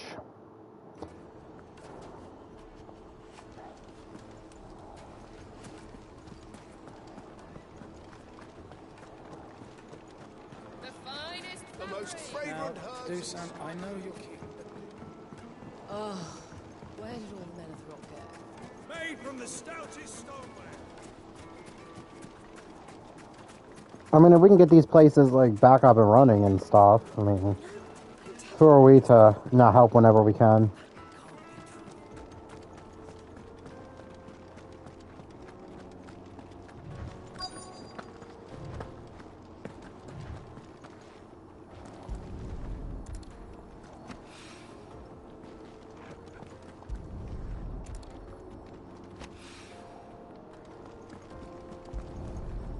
Look how beautiful the water is. One rock looks a lot like another. But hopefully this is what Seven needs.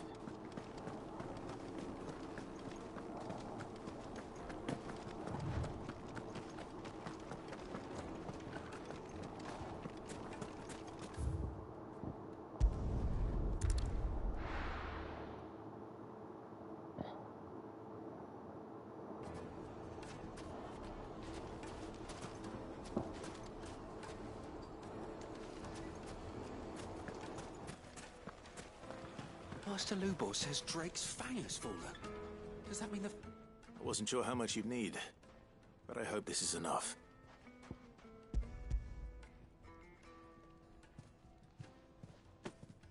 You are one of the good ones, you know that.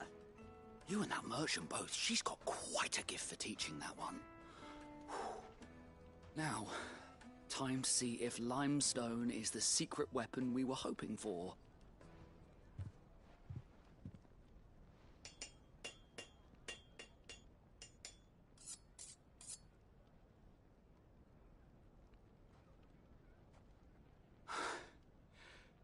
do, I reckon.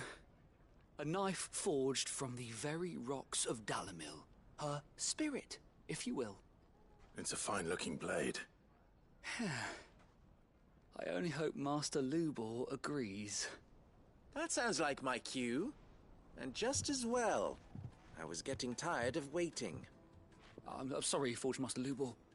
Let's take a look then, shall we? First things first, Sava, do you think this is a carving knife worthy of the fine people of Dalamil? I'd like to think so. But what do you think? What do I think indeed?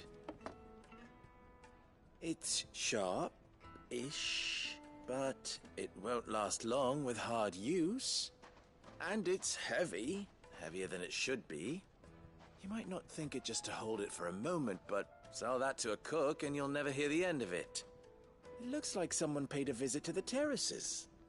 The limestone was a step in the right direction, granted, but one that still leaves you short of the mark. And I was so certain I had it all worked out.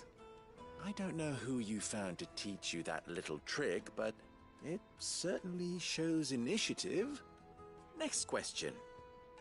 How much do you think I would charge if I'd made this? Well, if it took you even a fraction of the time it took me, I would say you could demand a heavy purse. And who would be able to pay that? The butcher? The hunter? The cooks over at the inn? Dalamil is home to humble traders, not wealthy lords and ladies. Rule number 1 in any business, Sava, know your customers. Yes, Forge Master. This is just about passable. But only just. I'd say you're worth keeping around a little longer. Starting tomorrow, you'll have an anvil of your own. I will. Thank you. I was wondering, what would you do if you were asked to forge a carving knife? I'd do what I always do. Ask who it's for. If it was for the butcher, I'd make sure it holds an edge. For the hunter, I'd make it as tough as Titan. For the cook, light as a feather. And for the nobleman, I'd make it cost an absolute fortune. There goes a master, all right. It looks like congratulations are in order. I couldn't have done it without you. So much for the Forge Master's riddle, though, eh? The spirit of Dalamil had nothing to do with limestone or anything much at all. Meaning, I had you run around for no good reason. You've passed your test. That's all that matters.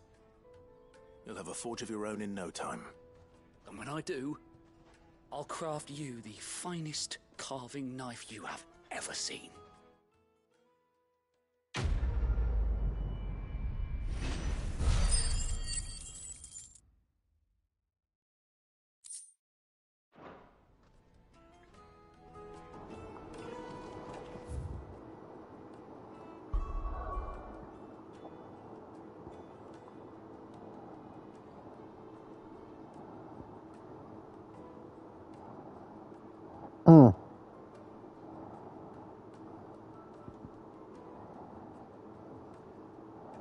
What do we have left? Just these 2 crystals left?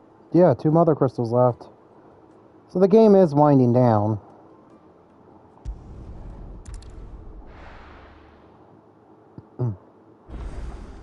Alright, let's go drop off these quests before we... Let's hope this is all Blackthorn needs.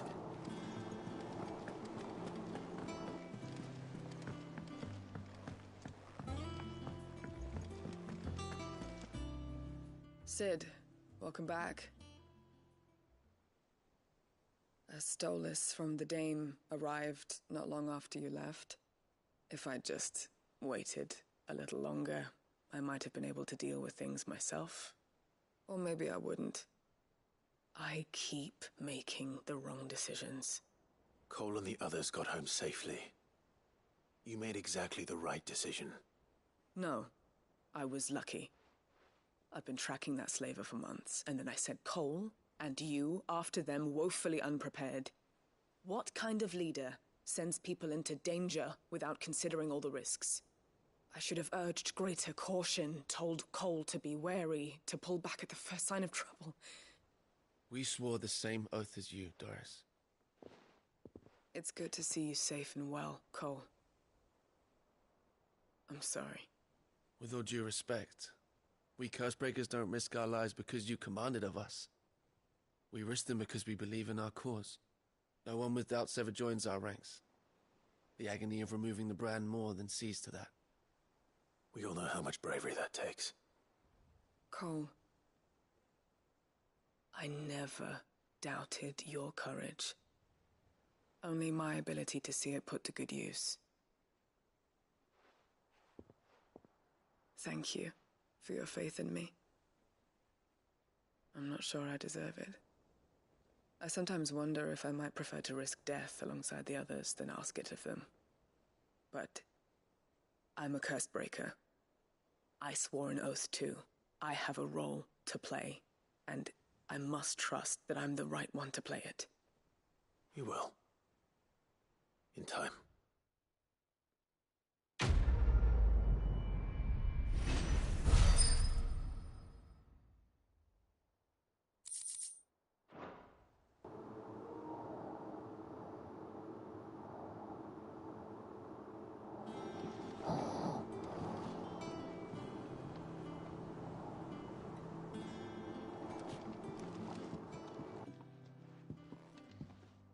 You two look like you could use something to eat. Here. Courtesy of Martel.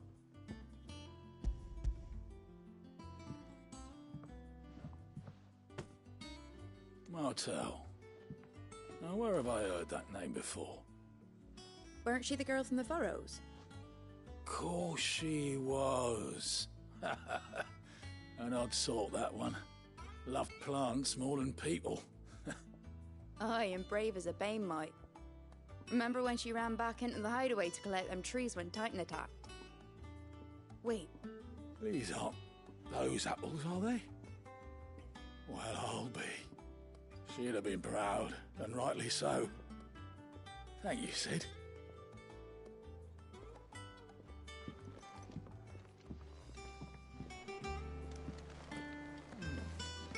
Them old apples were enough to cut.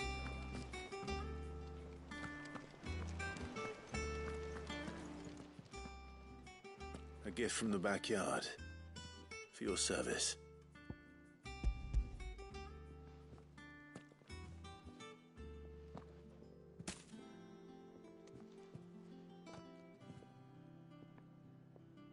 Blimey, these take me back.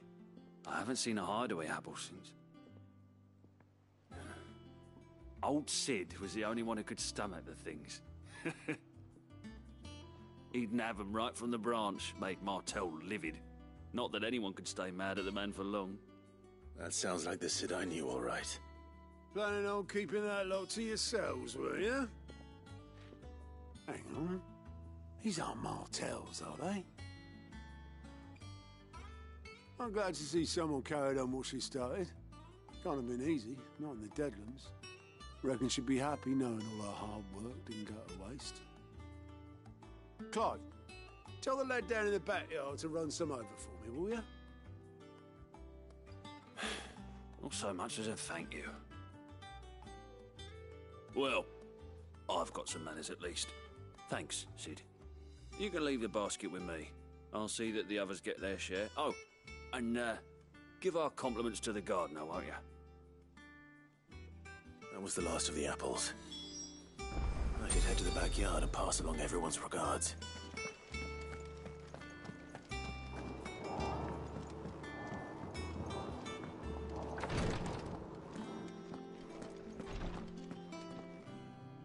I hope you didn't have too much trouble finding the ammonia. Only the usual. Oh, yes. This is it. And more than I was expecting. I dare say the patient won't feel a thing. That is, unless I... You'll do fine. Taya trusts you, which means I trust you. The hideaway would be lost without skilled physicers like yourself. Thank you for the kind words. Truly. But I'm sorry. I'm still terrified.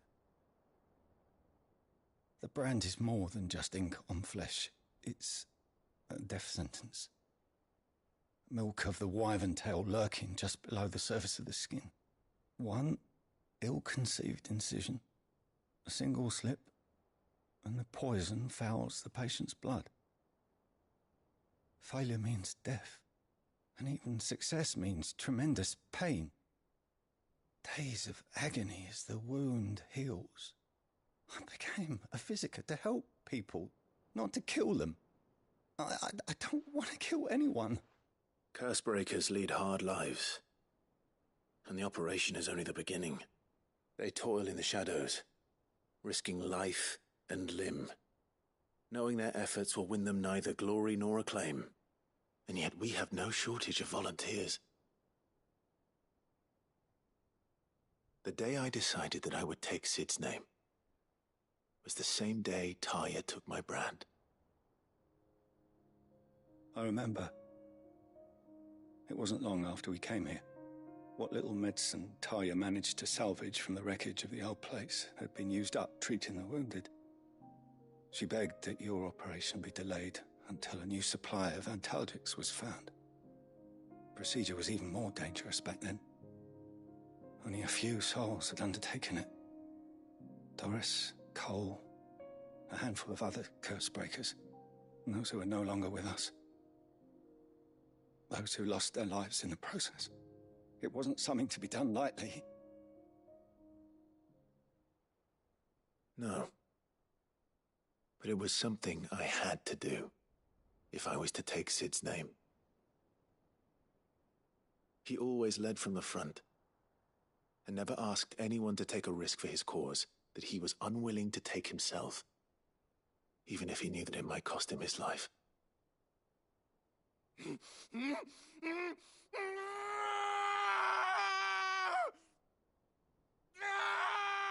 Hold still, Clive! Hold still!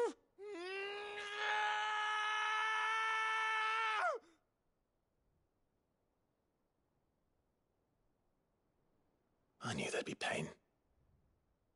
That I might not survive. And I was afraid. But I also knew that if I didn't overcome that fear, that pain, then I would never be able to call myself Sid. I didn't know. We all want our brands removed. But it's a decision each of us must make for ourselves, on our own terms. Rodriguez, I know your work isn't easy, but neither is going under the knife. Be a shoulder for your patients to lean on. Stay strong for them. You sound like Taya. Do you know what she once told me? It's natural for a patient to feel like they're suffering in solitude. And it's a physiker's duty to see that they don't. Thank you for helping me remember that. I won't falter. Not again.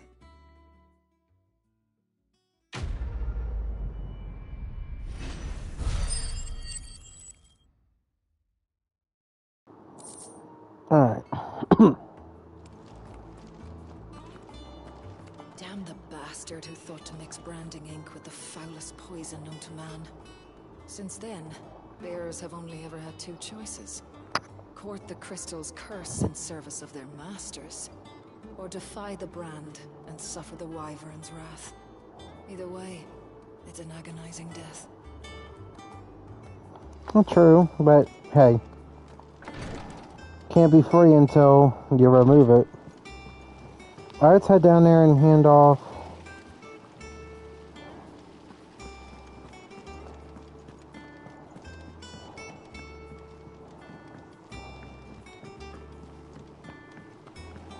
Editors started reading books that don't have any pictures in. It hasn't been her usual self lately.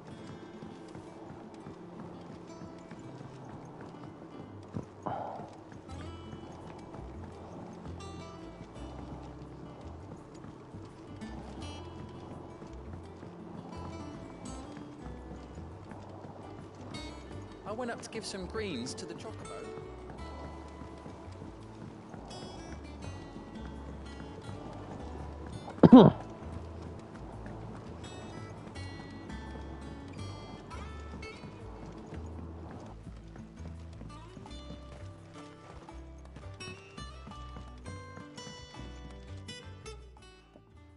It is rare that we see you so often in the backyard, Sid. What brings you to the gardens? I found your flowers. Yes, wonderful. These are almost identical to the plates in my tome. Did you have any trouble locating them? Finding them was the easy part, but it's odd. They remind me of my childhood somehow. I don't remember these flowers specifically, but we must have grown them in the castle garden. If the petals are meant to improve the effectiveness of medicines, it's possible that the court physicers grew them for the tinctures and treatments they made my brother. If the ducal healers were convinced of their properties, that is all the more reason to begin growing our own supply here. Oh, allow me to use some of the flowers you brought me to make something that might aid you on your travels. I need only a moment to extract the essence from the petals.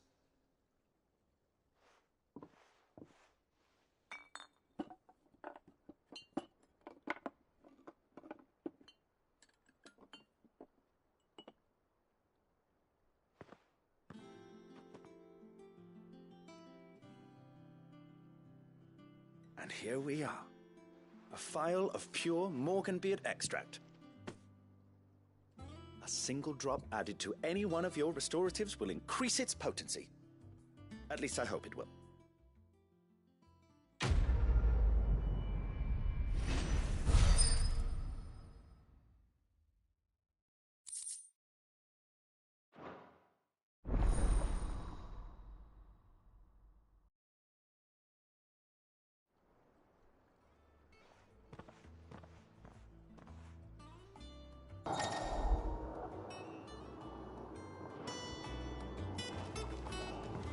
Eat up, little ones.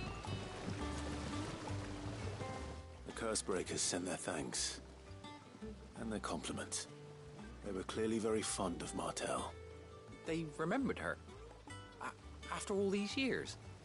I suppose she was very kind, even to a tongue-tied lummox like me. You were one of the good ones, Martell. Why did you have to die? She put everything into her work. She wasn't going to rest until we had fruit sweet enough to enjoy. And now we do. When she died, I named a sapling after her. And now it's a full-grown tree. Martell lives on through the fruit it bears. And through you. Her dream would have died with her, had you not kept it alive. That's something to be proud of. I didn't do anything really, but thank you. You're kinder to me than I deserve. By the way, Otto's expecting some of your crop. And I wouldn't mind some of it either, if that's not too much to ask. Of course not. I'll see that you're both well provided for. They like your fruit, Martell. Isn't that wonderful? I'd say it's about time we planted you some siblings, don't you think?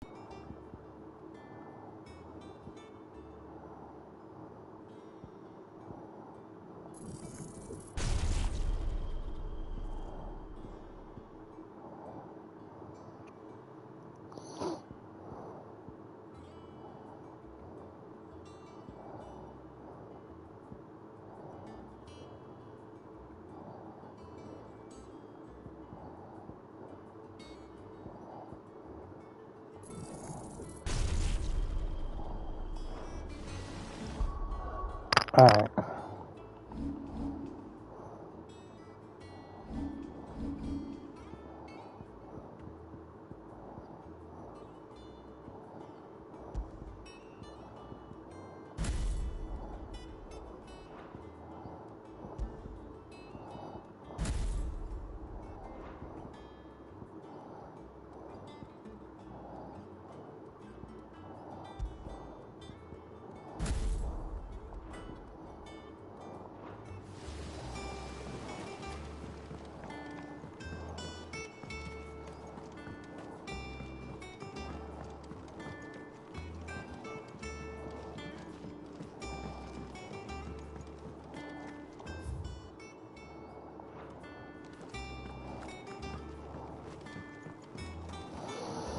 Hmm.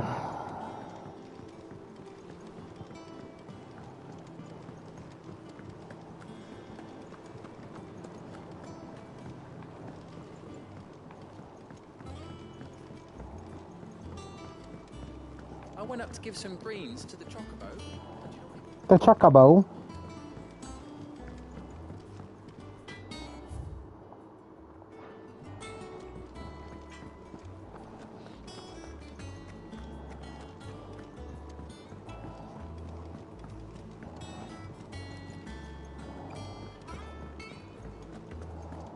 Thanks to Sid. Thank you, The Clive. man who...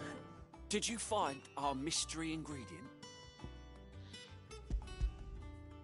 I did indeed. Marvellous! Let's see. What am I supposed to do with this? It's poisonous, surely. You wouldn't be wrong. But that's your unwanted violet. Into the pot it goes, I suppose. Wait here. I won't be long.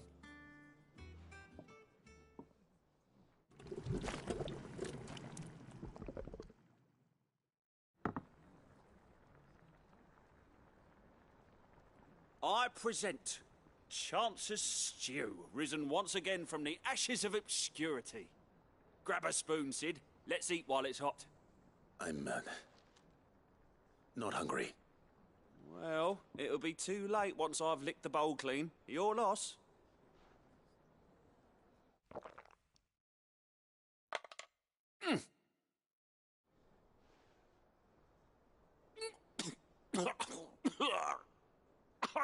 Odin's teeth.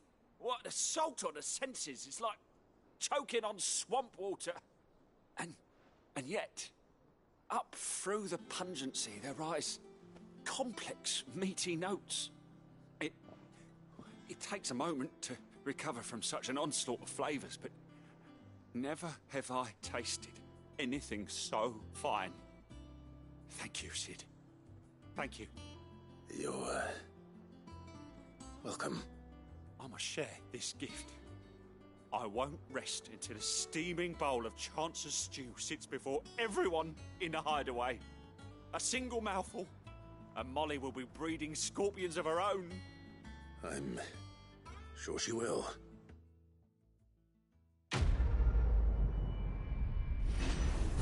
Ew.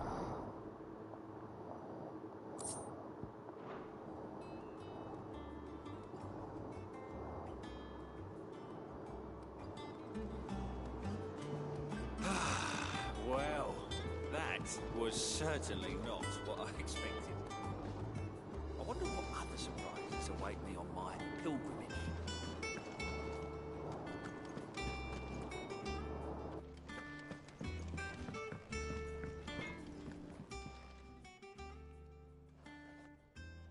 Blackthorn, got everything you need?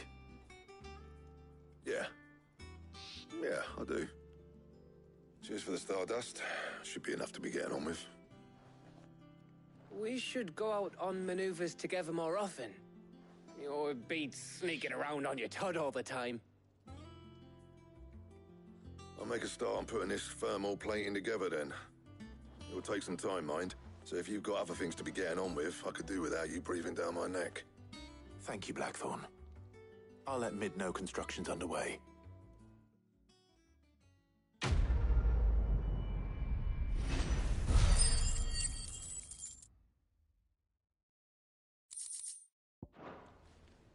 Suppose we'd better be getting back to work too. Give us a shout if you need anything.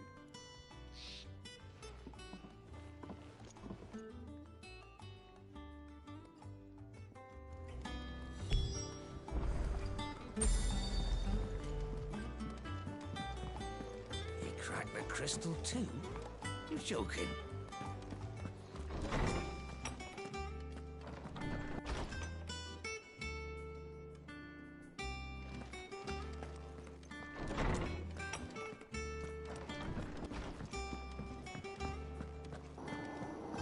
Let's go see what my favorite lady's selling. Hey, hon, how you selling? What you doing? Don't just stand there gawping. Coin purse weighing you down. Love this lady.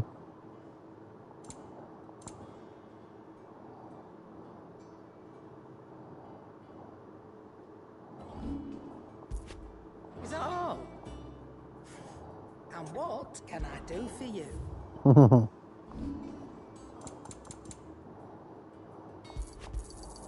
You got out else? I'll be thankful you got that much. You got out else? I reckon I can find a buyer. I'll be thankful you got that much. I reckon I can find a buyer. I'll be thankful you got that much. You got out else? I'll be thankful you got that much. I reckon I can find a buyer. You'll not find a better price than that. And how were you gonna carry all that? Finished, are you?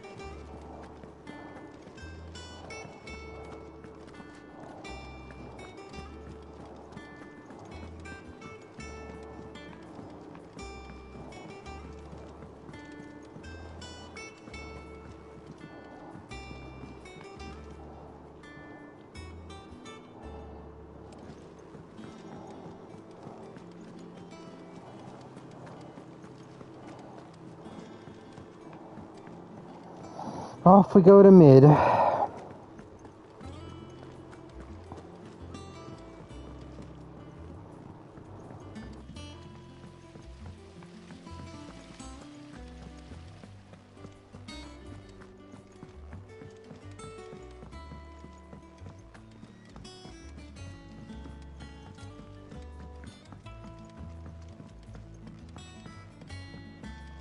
I don't come up with something soon.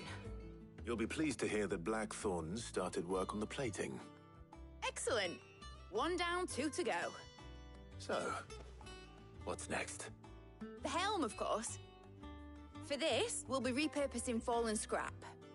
Salvage from the ruins? I thought that material was all but impossible to work. Ah, but we don't have to. I'm sorry. Just so happens there's one particular ruin that's broken into exactly the right shape and size pieces for what we need. What's the name back there? I'll give you all the details. What's her name? Right.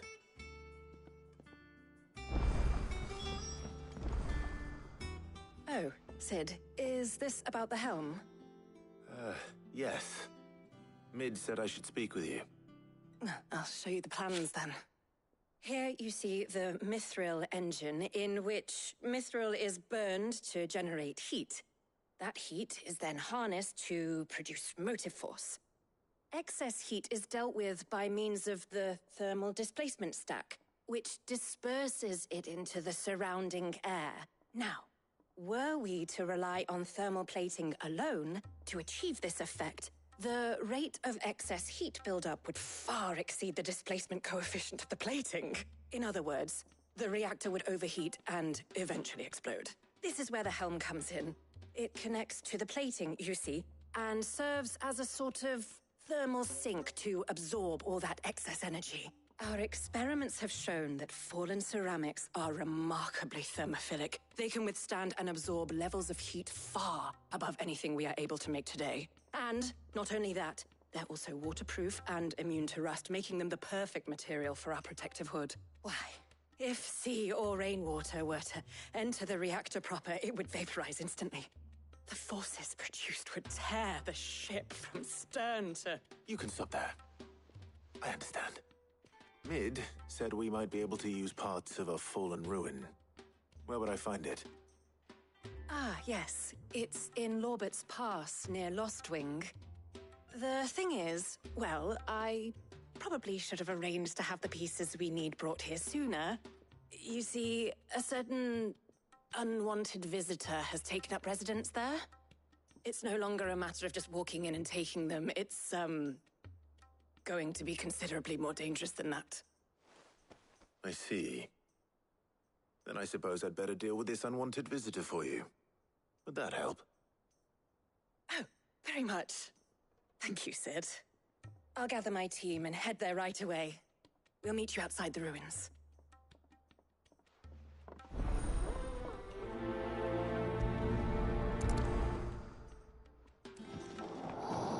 Alright, let's go. I wanted to do something quick though.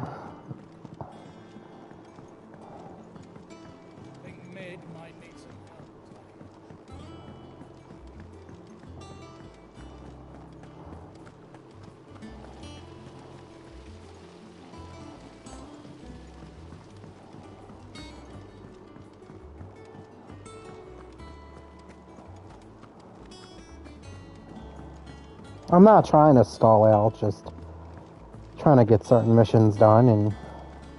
Hugo Kupka's dead, isn't he? We don't have to live in fear of him anymore. Nope.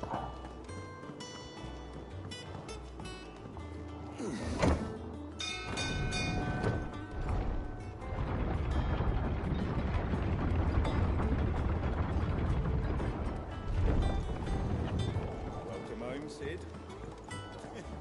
Didn't know you had that many.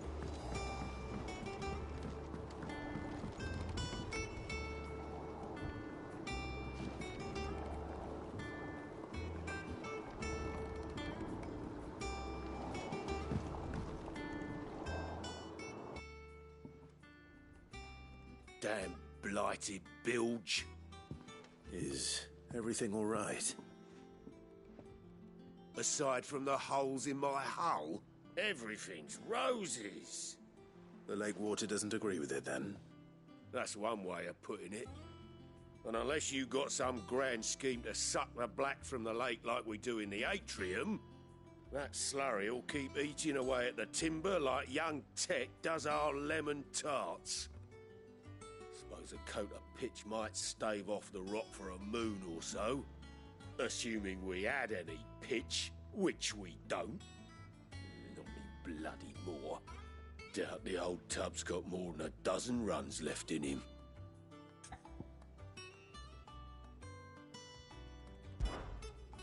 Of course, Obolus. Your skiff is our only means of reaching the mainland. Without it, we'd be lost. Well, I'm glad someone round here sees it that way. To make pitch, you need pitch trees. But in case you haven't noticed, live trees are one of the 1,000 things sorely lacking in the Deadlands. Now, I'm not so unkind as to ask you to fell a faraway forest and lug the logs back here to the mere, which is why we'll be needing a suitable alternative. And it just so happens I once heard the thorny pitchers of Curltail Falls cover themselves in a sticky wax to trap birds and beetles and whatnot. Might be enough to tide me over. Sounds easier than felling a faraway forest. That's for certain.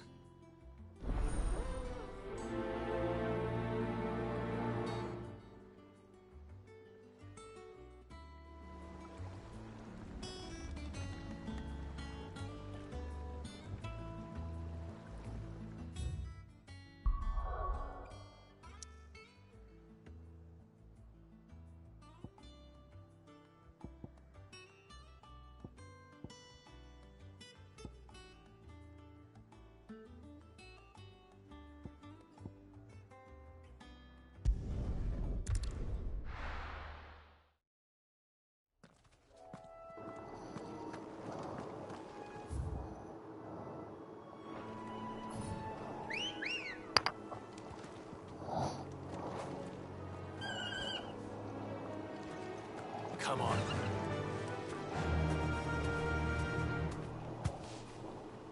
Yeah!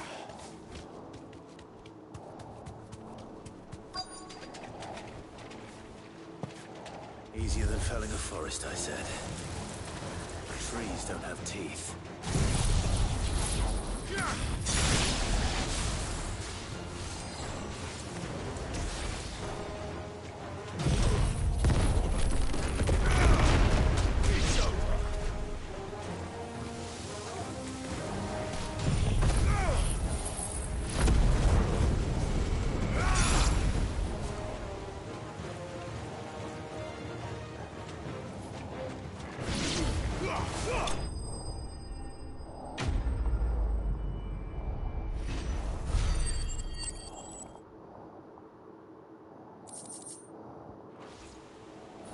Can't imagine Obolus needing any more.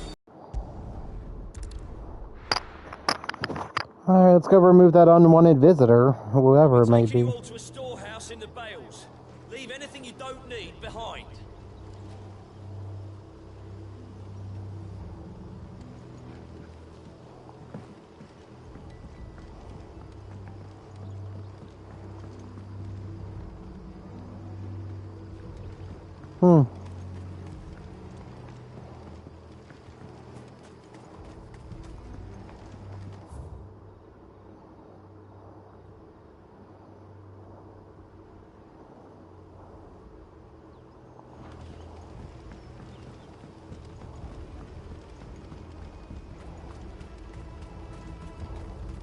If you're ready, we leave at once.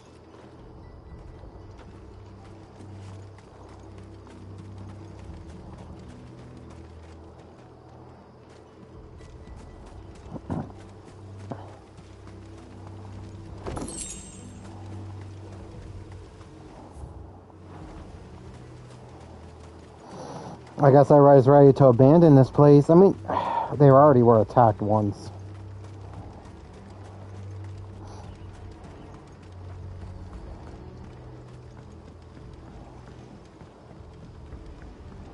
You know what you have to do. I won't let you down. That his lordship's vultures should be found circling the village can mean only one thing. That he means to strike at us before we can strike at him. There is no time to lose. The final stage of our plan must be put into motion.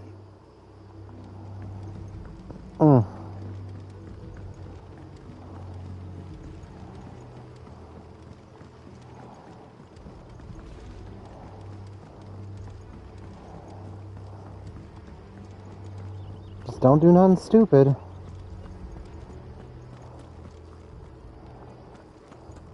Come, my children, the reckoning is nigh. Sir, you're a priest. What are you gonna reckon? Your pants?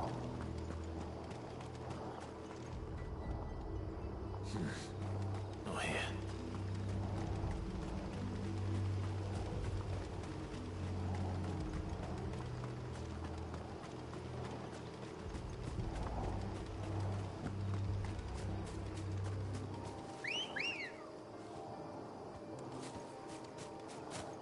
Ready, go? Oh.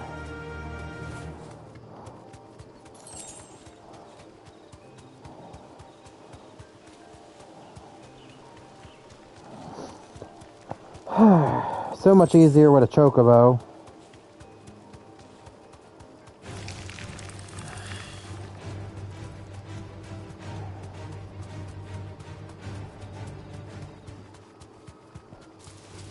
All right.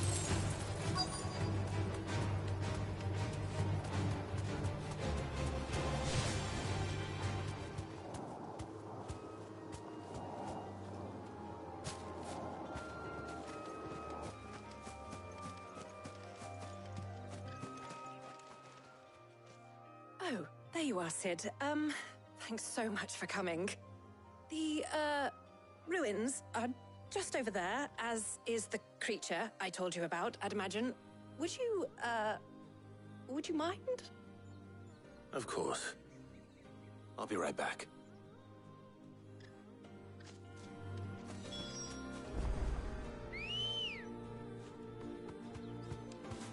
Come on. Faster!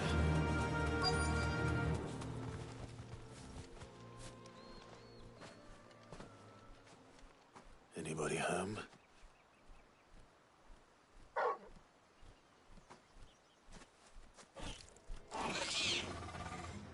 This must be our unwanted visitor. Time to go. Come on.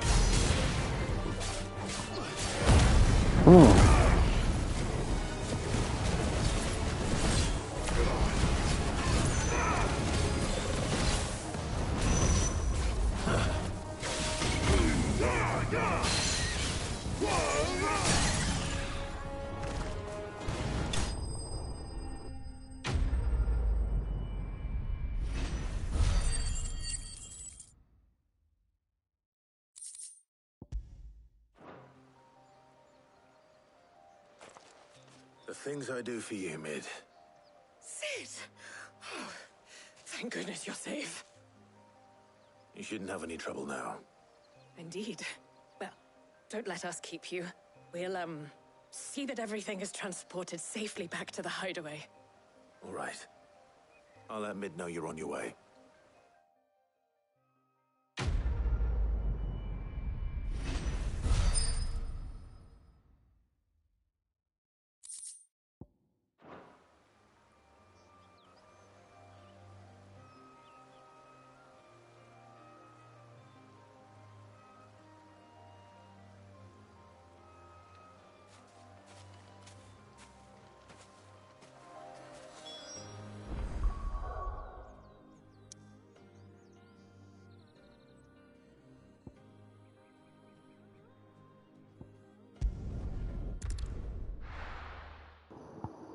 Alright. I want to go give this to the old guy down here real quick, so let's go do that. Anything we could do to... Oh, my stomach hurts. Anything we could do to ease the preparations? Can't believe my vacation's almost over.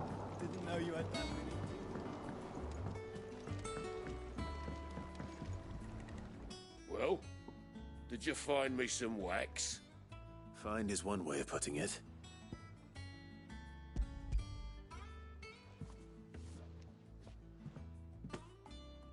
Ugh. Reeks like a chocobo's arse. I don't suppose the Argo will mind as long as he stays above the waves. Argo? So your boat has a name? I didn't know. Yeah. Same as me old man. He was a ferryman himself back before the Blight came. The boat's all I have left of him. And thanks to you, he'll sail another day.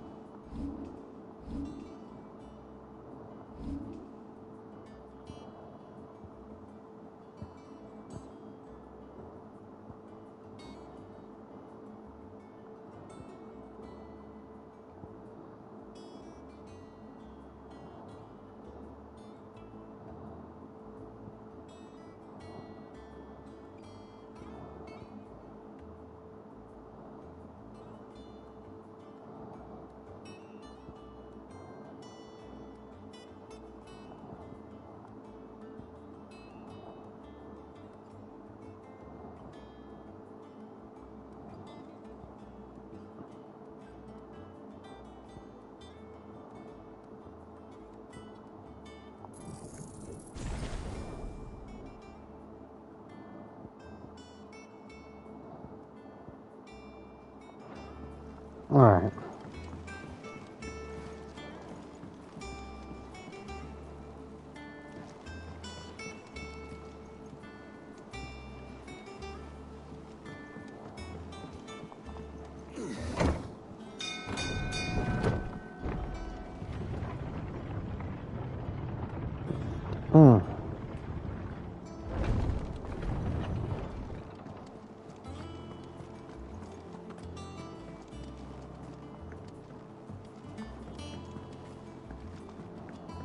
I'm gonna go do this mission real quick too, so don't worry, we'll talk to Mid, just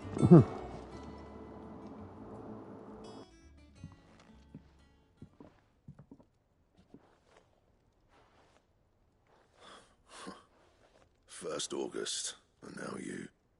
What are you pair up to? What's it got to do with me? August was worried that something had been weighing on your mind. I thought you might want to talk about it. Did you now? I told you not to stick your nose in my business. What'd you go and do? Clive just wants to help, innit? What's so bad about that? Talk to him. You never know, you might feel better for getting it all out in the open. Please, mate. I'm worried about you. Phil shut you up. It's nothing really. Stupid. Not the sort of thing you bother people about. Why don't you tell us all the same?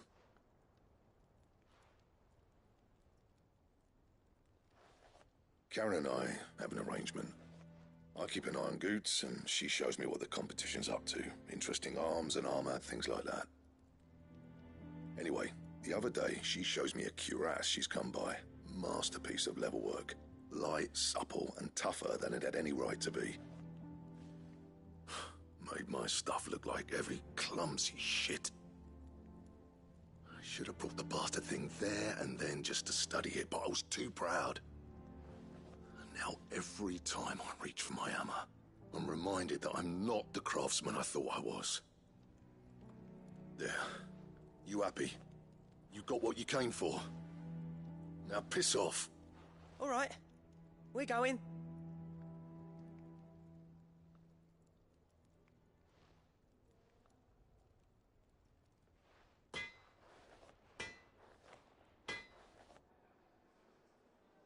I always thought of old Blackthorn as a bit of a force of nature.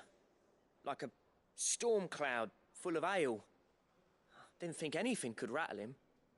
Least of all a stupid piece of leather. Blackthorn's always taken pride in his craft. Questioning it means questioning himself. Something tells me this is only going to get worse.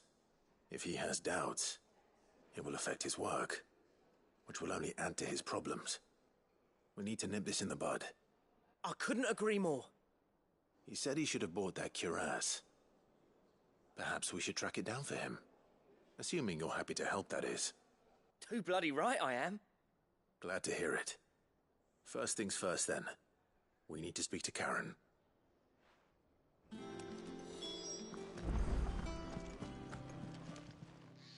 Karen, do you have a moment? Blackthorn mentioned that you'd recently come by a leather cuirass. An exquisite example of the craft, from what he told us. And he ain't been himself since he saw it. So we thought we'd buy it for him. Sorry, sold it already. Didn't think Blackthorn cared for it the way he turned his nose up. But it was nicely put together, that's for certain. Even if the bloke who made it is a bit of an odd one. Happened across him on my travels. Makes all his stuff to order, but the fella who commissioned it refused to pay. He didn't like the colour of summit. So I took it off his hands for a fair price. You don't know where we might find him, do you? Like I said, he's a bit of an odd one. Doesn't even have a workshop. He doesn't trust hunters neither, which means he spends as much time out tracking beasties as he does working their hides. I see. He did tell me something, though. Apparently, his next commission's for a set of griffin hide greaves. Here, there's a griffin on the hunt board. The curse breakers were placing bets on who'd bag it. Now, where the bleeding hell was it sighted? Somewhere in Sambrec, maybe... Cairnorthern, that was it. Thank you, Karen. We'd be lost without you. At least you admit it. So, it sounds like going after that griffin might be the best chance we have of finding our roaming leatherworker. I'll leave the hunting to you if you don't mind. While you get on with that, I'll ask around the markets. See if I can't sniff out who he is and where he's hiding. Good idea. Hopefully one of us will be able to track him down.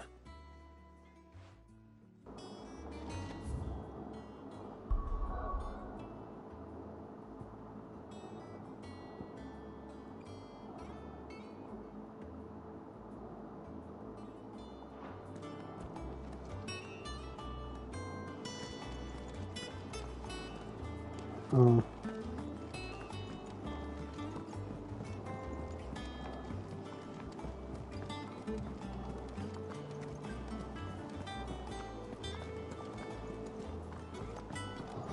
To the hunt board. More walking. We're seeing troops amassing at every border crossing. Well, no surprises there. It was the same after Drake's breath.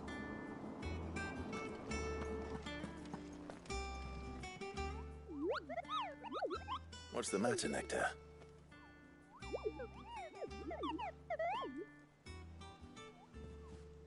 The hunt board? It's where the Cursebreakers post sightings of particularly fearsome beasts. Those that might pose a threat to our operations if they were left to roam free. Just because they can't be dealt with when they're spotted, doesn't mean they can't be dealt with later. Was that what you wanted to know?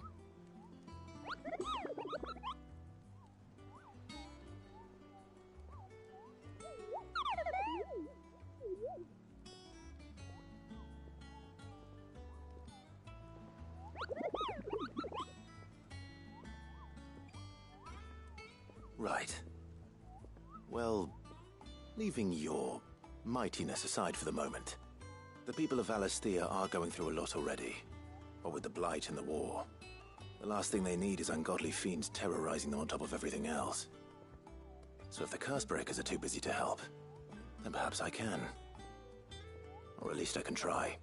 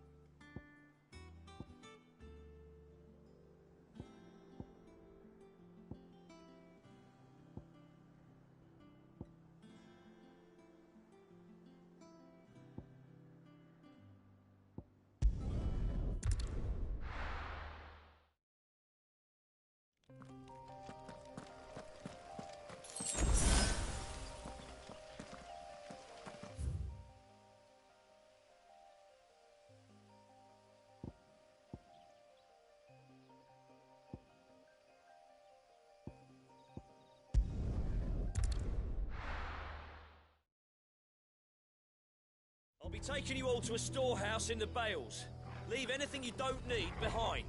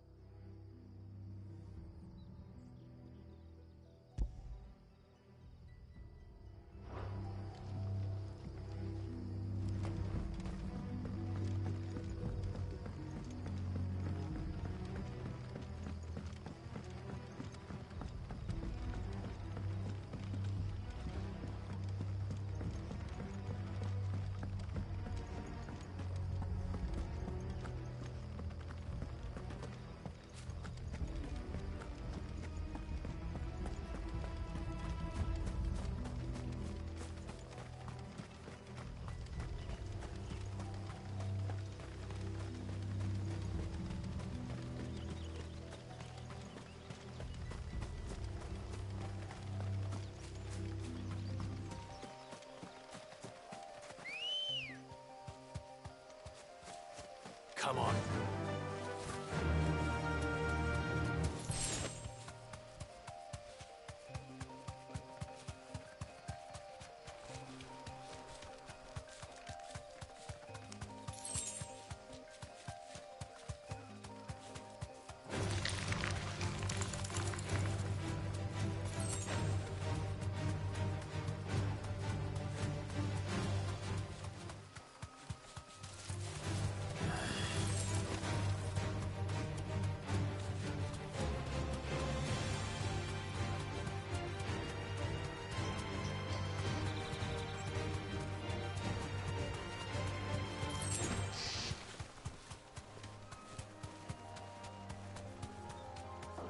Probably could be talking, but had the mic muted. We've been streaming for a while. This is probably the only stream I do tonight, but it's just honestly catch up on a lot of like side missions. We're leveling up, we're getting points, more experience, you know, stuff like that. I'd rather be prepared for the lots of fights coming up, and knocking these out isn't really the worst thing. Plus, I saved a bunch of them to pile up. Griffiths don't exactly make for easy prey. Let's hope our craftsman hasn't bitten off more than he can chew.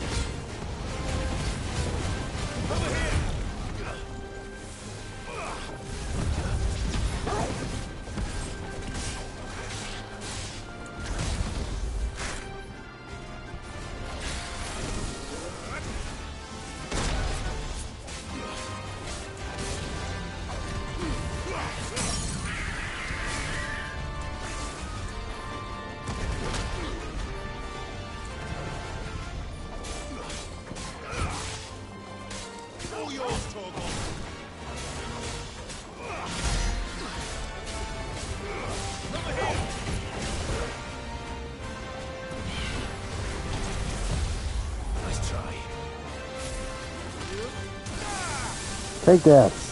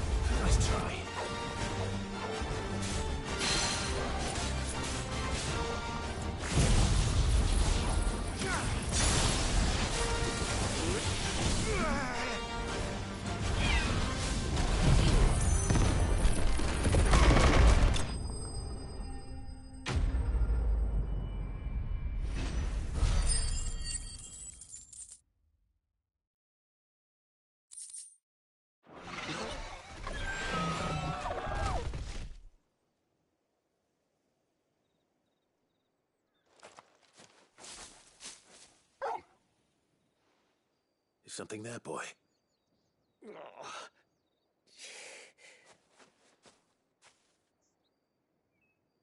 Could that be our man?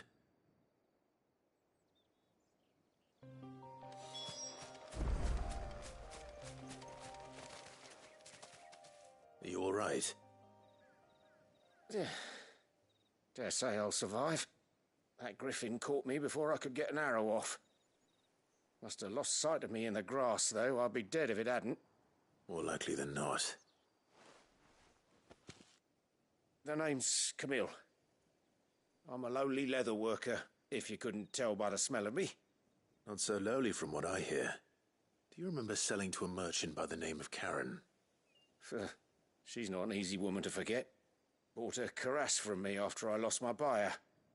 Quite taken with my work, as far as I recall. Didn't stop her bartering me down to a pittance, though. She sent you for a refund? It's not her who sent me.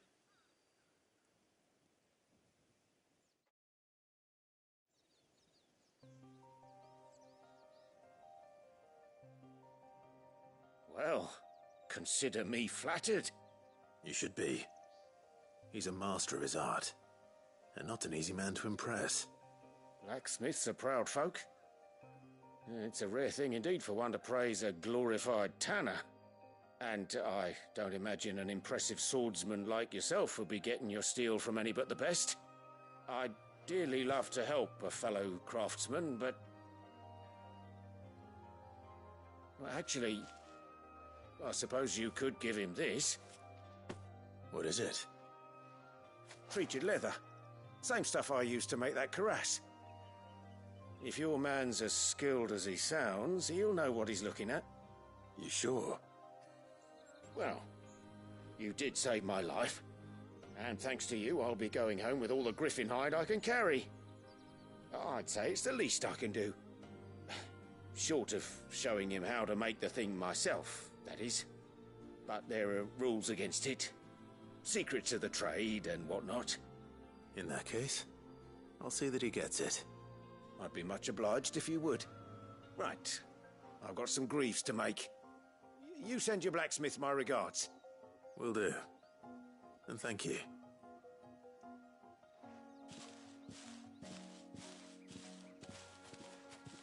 Hopefully this will sweeten Blackthorn's mood.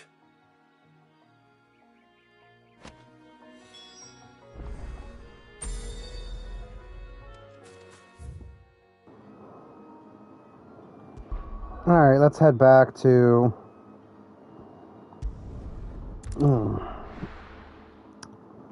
I've got indigestion from the Burger King.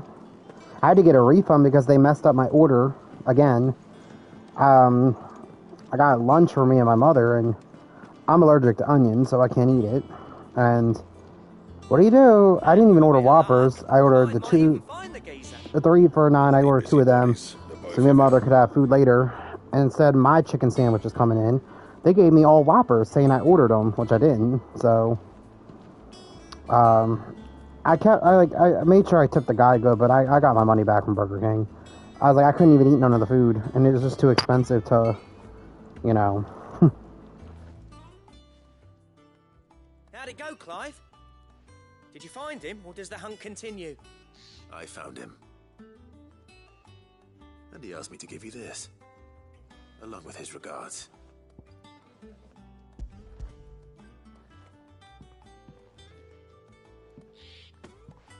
You're joking.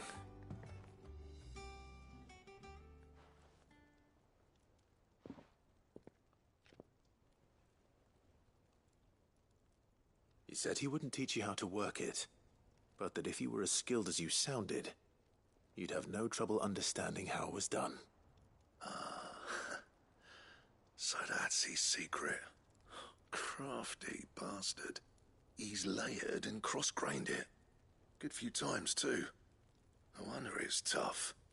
And that's no ordinary oil he's used to get that finish. Oh, this is fine work. Even finer than I thought. Yeah? I'll take your word for it. Just looks like leather to me. Still, I'm glad you're happy. Here, Clive. You didn't happen to catch the fella's name, did you? Camille, I believe. I thought as much. There ain't many leather workers in the realm daft enough to do their own hunting, see? And his name kept cropping up when I was asking around. Turns out he's from Tabor. And again, most leather workers are. But our friend Camille guards a long-held family secret, the details of which are the subject of some debate in the leather-working community. Then we better keep this close to our chests. Listen, sorry for putting the both of you to all that trouble. Should have kept my moaning to myself. Still, I'm glad you found him. This has cheered me right up. That was the idea. Clive's idea, anyway. He did most of the work. It's good to have you back, Blackthorn. Just don't expect me to go turning out work like this. There's a reason he does his own hunting. He knows exactly what hides to look for. And that's how he gets them to layer up so nicely. And don't get me started on how much oiling this leather would need. But I reckon I can make something about as good. Something a Cursebreaker will have no trouble caring for. Anyway, enough nattering. I've got work to be getting on with.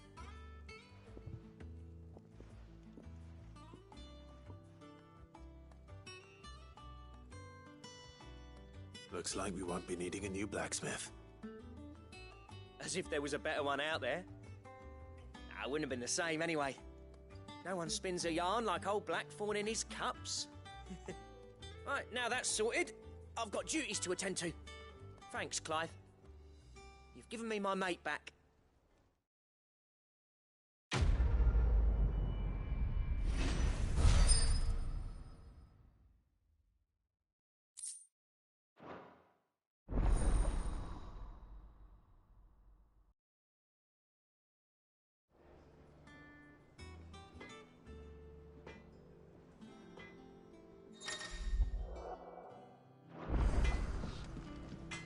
Back, are you? What do you want?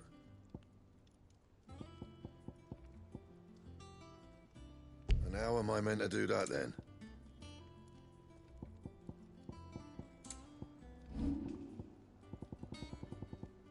Anything else? He cracked the crystal too? You're joking. It's no joke. Drake's fang is gone. Alright.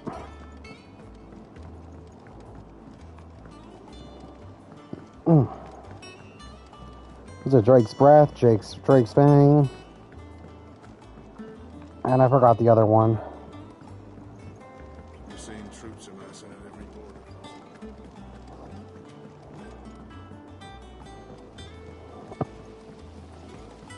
The Griffin wasn't even that hard to take out. I just feel like because it's one we have to take out, so it probably wouldn't be that hard.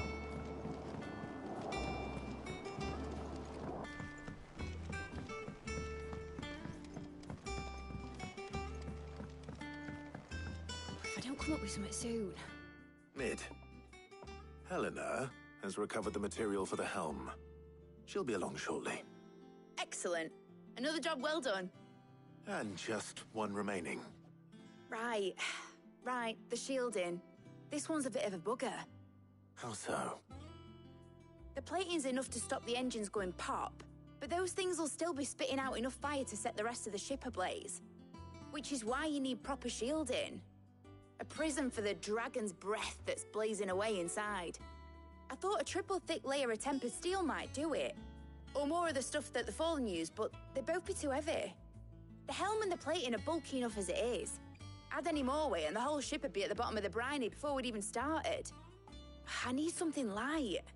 But I've racked my brains and I just can't think what would do it. Well, if I were in need of obscure knowledge, I know whose counsel I would seek. Harpocrates. Tomes? Yeah, well, I'd thought of that, obviously. I've got all the details written down here. Can you take this to him, see what he makes of it? Right away.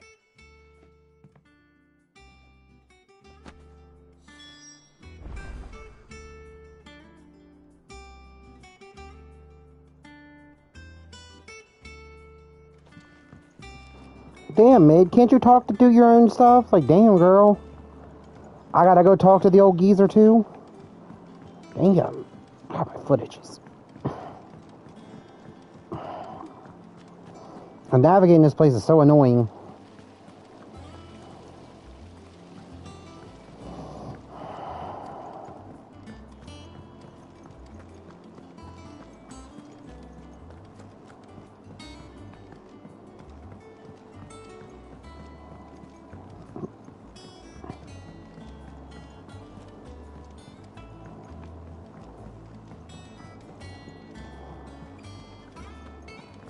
Thanks to Sid, the man who hurt your mother. I'm sure they're looking down on us now. I'm smiling too. Yeah, me too. Thanks, Sid.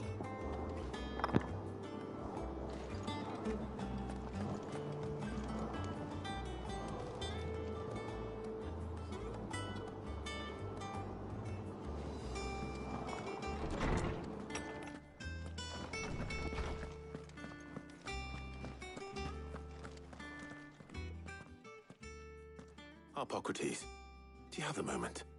For you, Clive? Always. Well, actually, it's for mid this time. Could you take a look at this?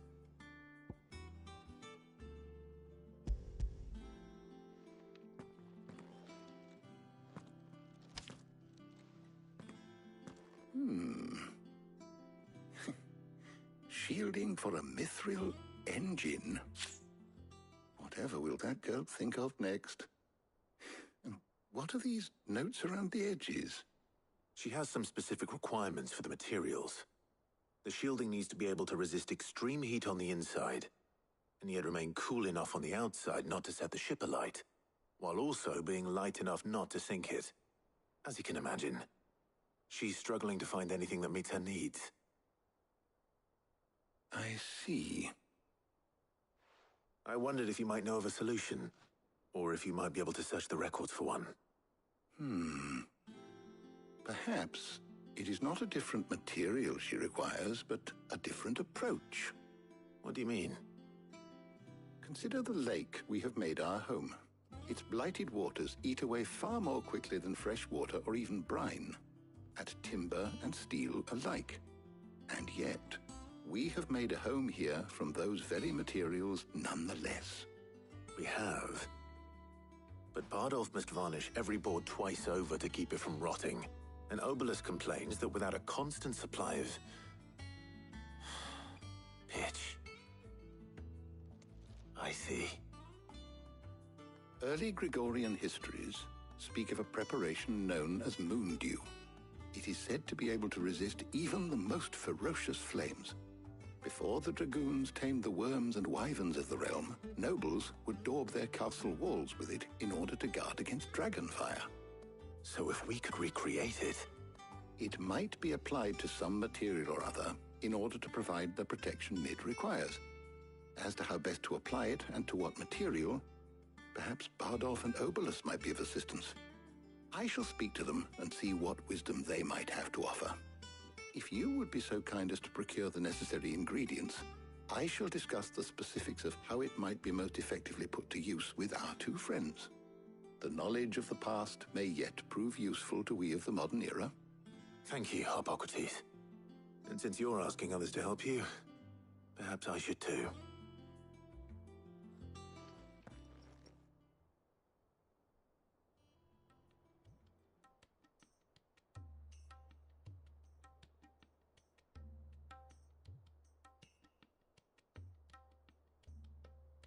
So you need a hand, do you?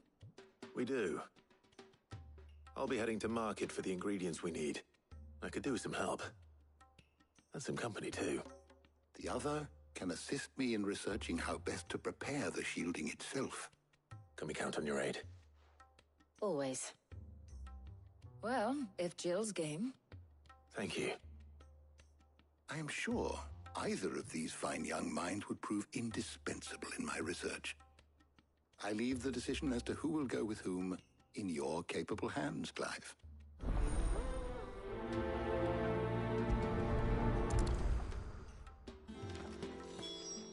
Shielding that guards against even the most ferocious flames.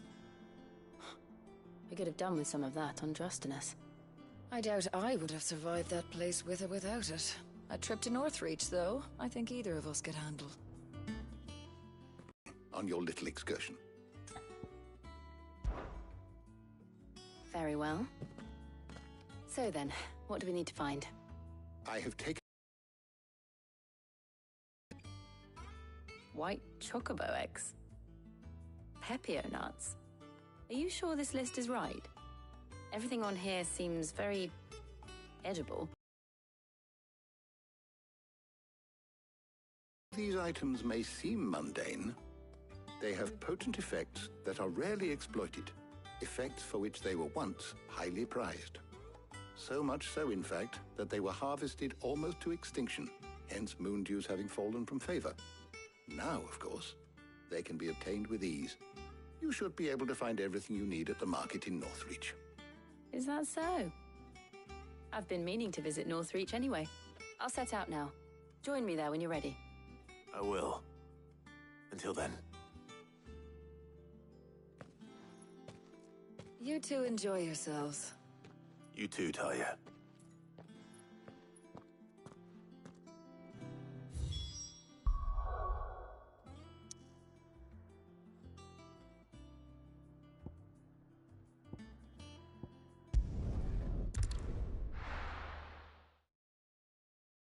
Now, where's Jill? Keep them pilgers nice and chilled. Are those Pepio nuts? Can have a How goes the hunt for ingredients? I've only just started. I'm sure everything we need is somewhere amongst all these stalls, though. Why don't we split up and see? We'll take a couple of ingredients each. All right. What am I looking for? How about you look for the Pepio nuts and some garlic? I'll find the other things we need. We can meet by the gate when we're finished.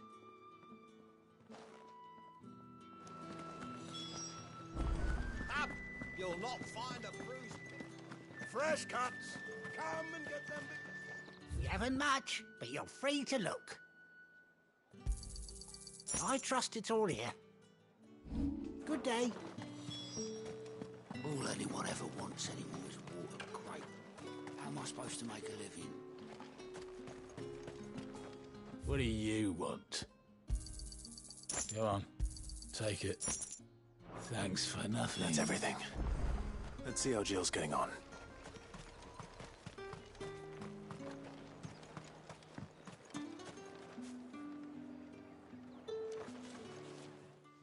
Did you find everything? I did. Here.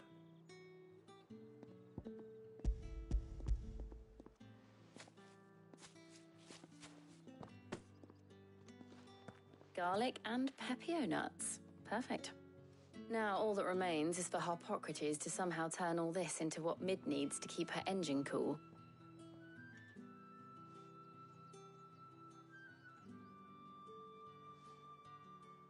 But before we head back, would you walk with me a while?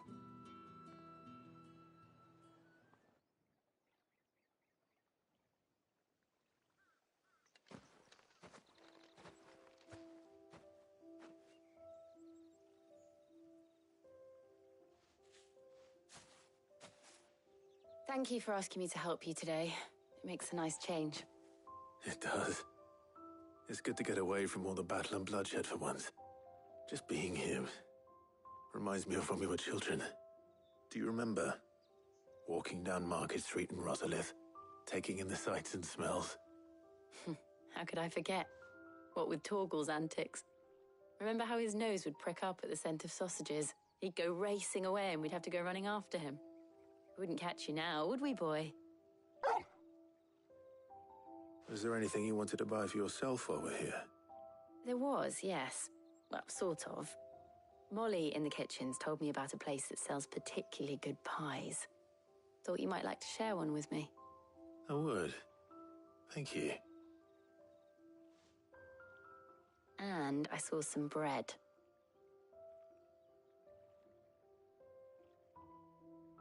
Big white cobs like the baker back in Rosalith used to make. What do you think? I thought we might get some soup to dip it in. But then I tried a slice of the butcher's dry-cured ham and it was just... oh. You all right? Sorry. It's just... you're right. I really do feel like a child again being here with you.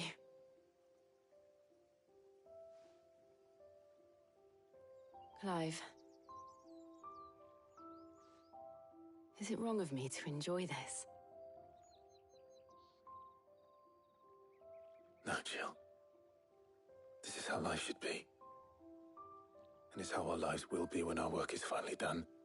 When we can live on our own terms. I hope so. Thank you, Clive.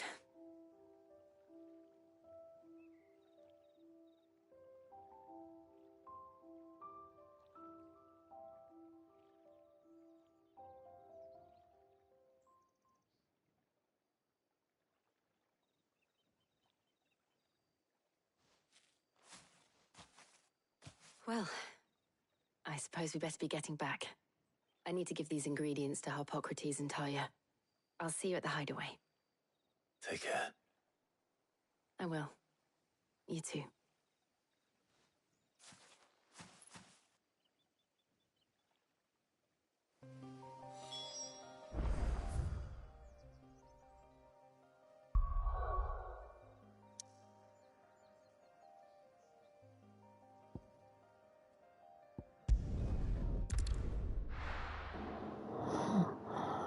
Alright, let's take these back.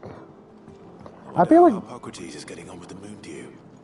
I feel like we honestly just got somebody's lunch order.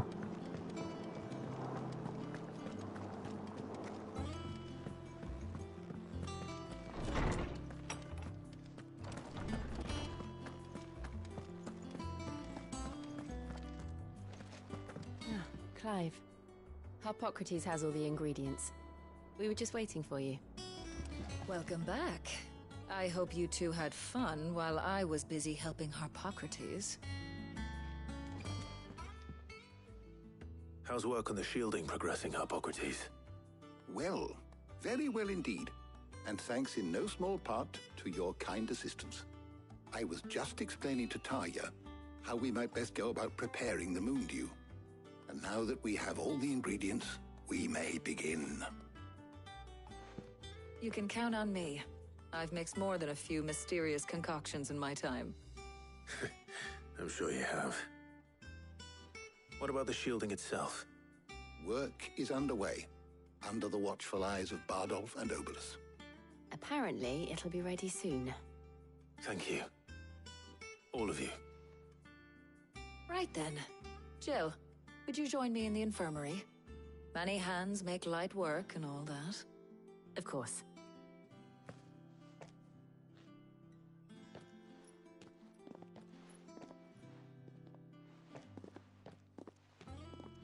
Oh, and Clive, thank you. It was nice just being with you.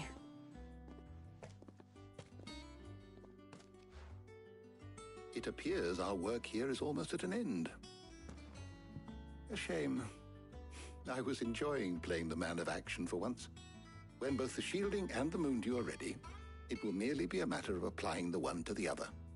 Followed by a rigorous process of testing and retesting, of course. Perhaps someone ought to warn young Mid of that. Leave it to me. Thank you, Harpocrates.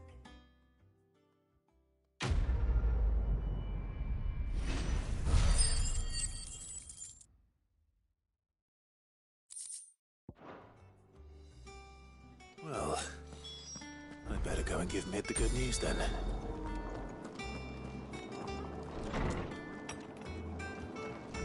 Mm.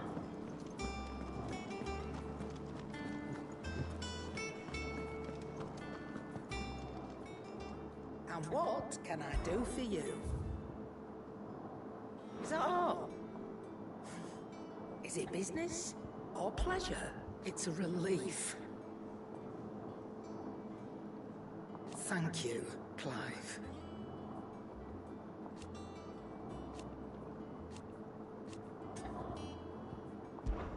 We won't hear me complaining. The only drawback... Still... Watch yourself out there. He cracked the crystal too. You're joking. It's no joke.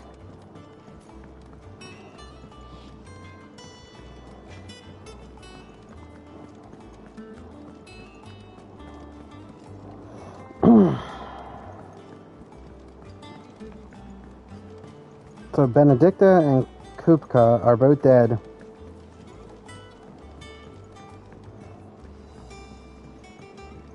We're seeing troops amassing.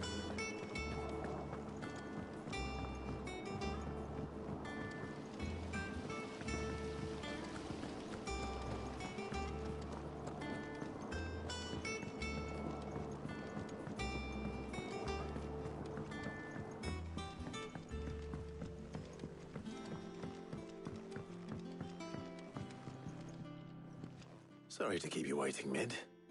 But you'll be pleased to know that work on the shielding is underway. You found something for it? In a manner of speaking, Hippocrates knew of a substance that's highly resistant to heat. A coating that should provide the protection you need. He's supervising the construction and testing of the shielding as we speak. Brilliant! I knew you wouldn't let me down. Don't thank me. I'm just the errand boy. Right then, better start working out how to bolt all these bits together. To the Black Hammer!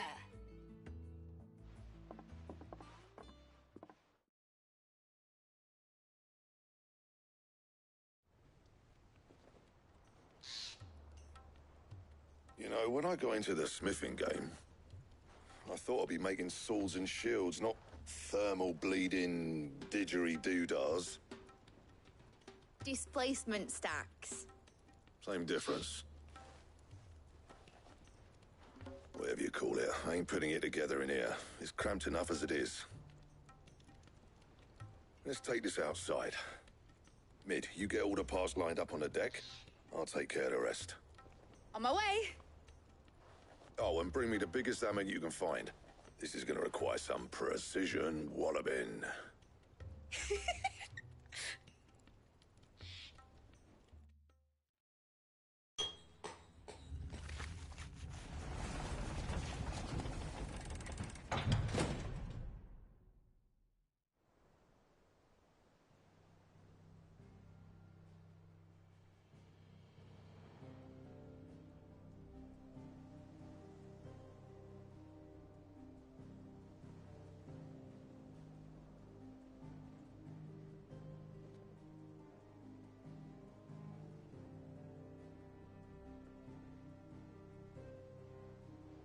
It's finished! It's finally finished!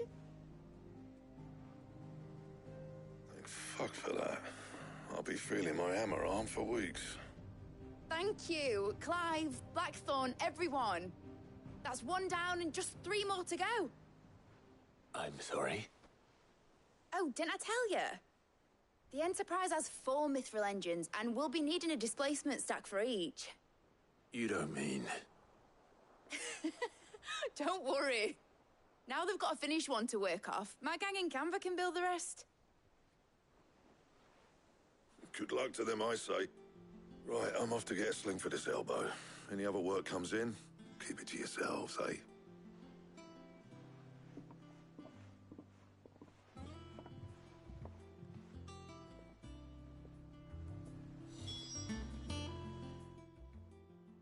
What's the matter? Nothing. Just daydreaming. Thinking about the Enterprise sailing off over the horizon to shores unknown. Searching for a land untouched by the Blight. Just like me and my dad planned. So if the worst came to the worst and every scrap of soil in the Twins turned black, we might still have a chance. That's what she was meant to be. You see, one last chance just in case we needed it. But now she's so close to being finished, I've realized I don't want it to be that. I don't want it to be just a lifeboat for us to cling to if things get desperate. I want people to sail aboard her by choice, not from the lack of it. In a world where we're not just trying to survive, but where we can actually live. I'm working on that. And I'll do everything I can to get you what you want. Don't you always? All right. My mind's made up. As soon as the Enterprise is fit to sail, I'm putting her under your command. Sod our plans, I'm trusting in yours. Are you sure about this? Something tells me it's what my dad would have wanted. He'd be proud of you. You were gonna visit his grave, weren't you? I was. And you can come too now that your little project is finished. Right. There's just one thing I need to finish up first. Won't be a mo. All right. I'll let Otto know you're coming. Meet us in the mess when you're ready. Aye, aye, Captain.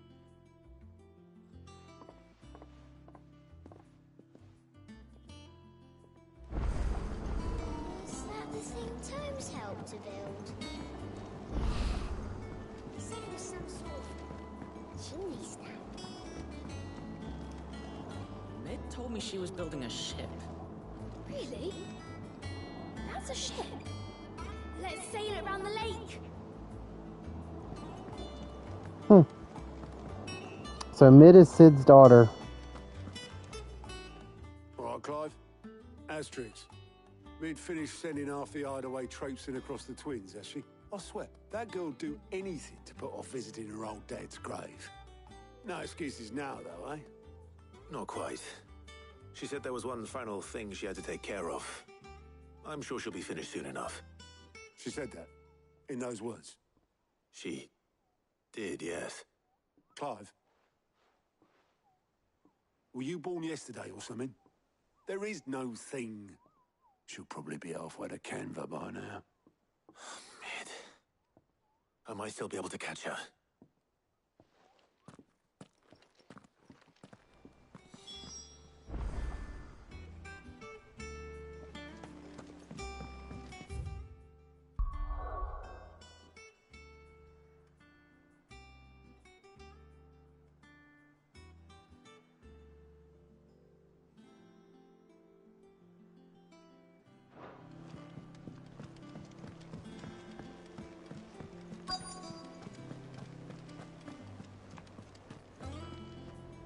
Obolus, have you seen Mid? Yep.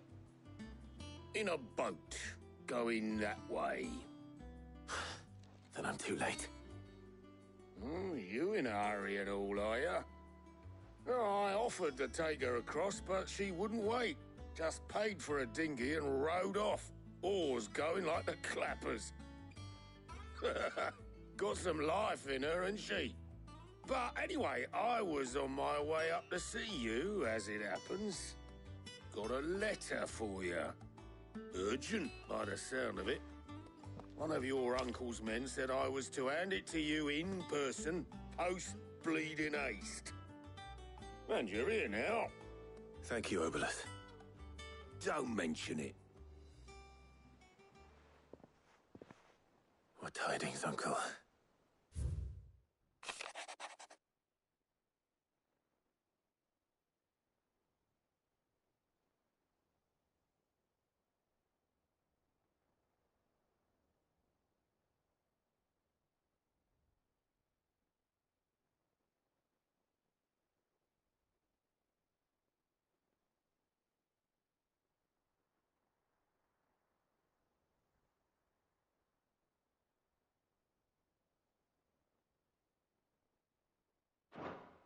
Trouble in Canva.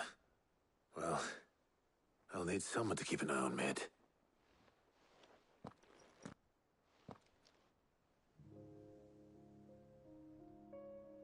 So what?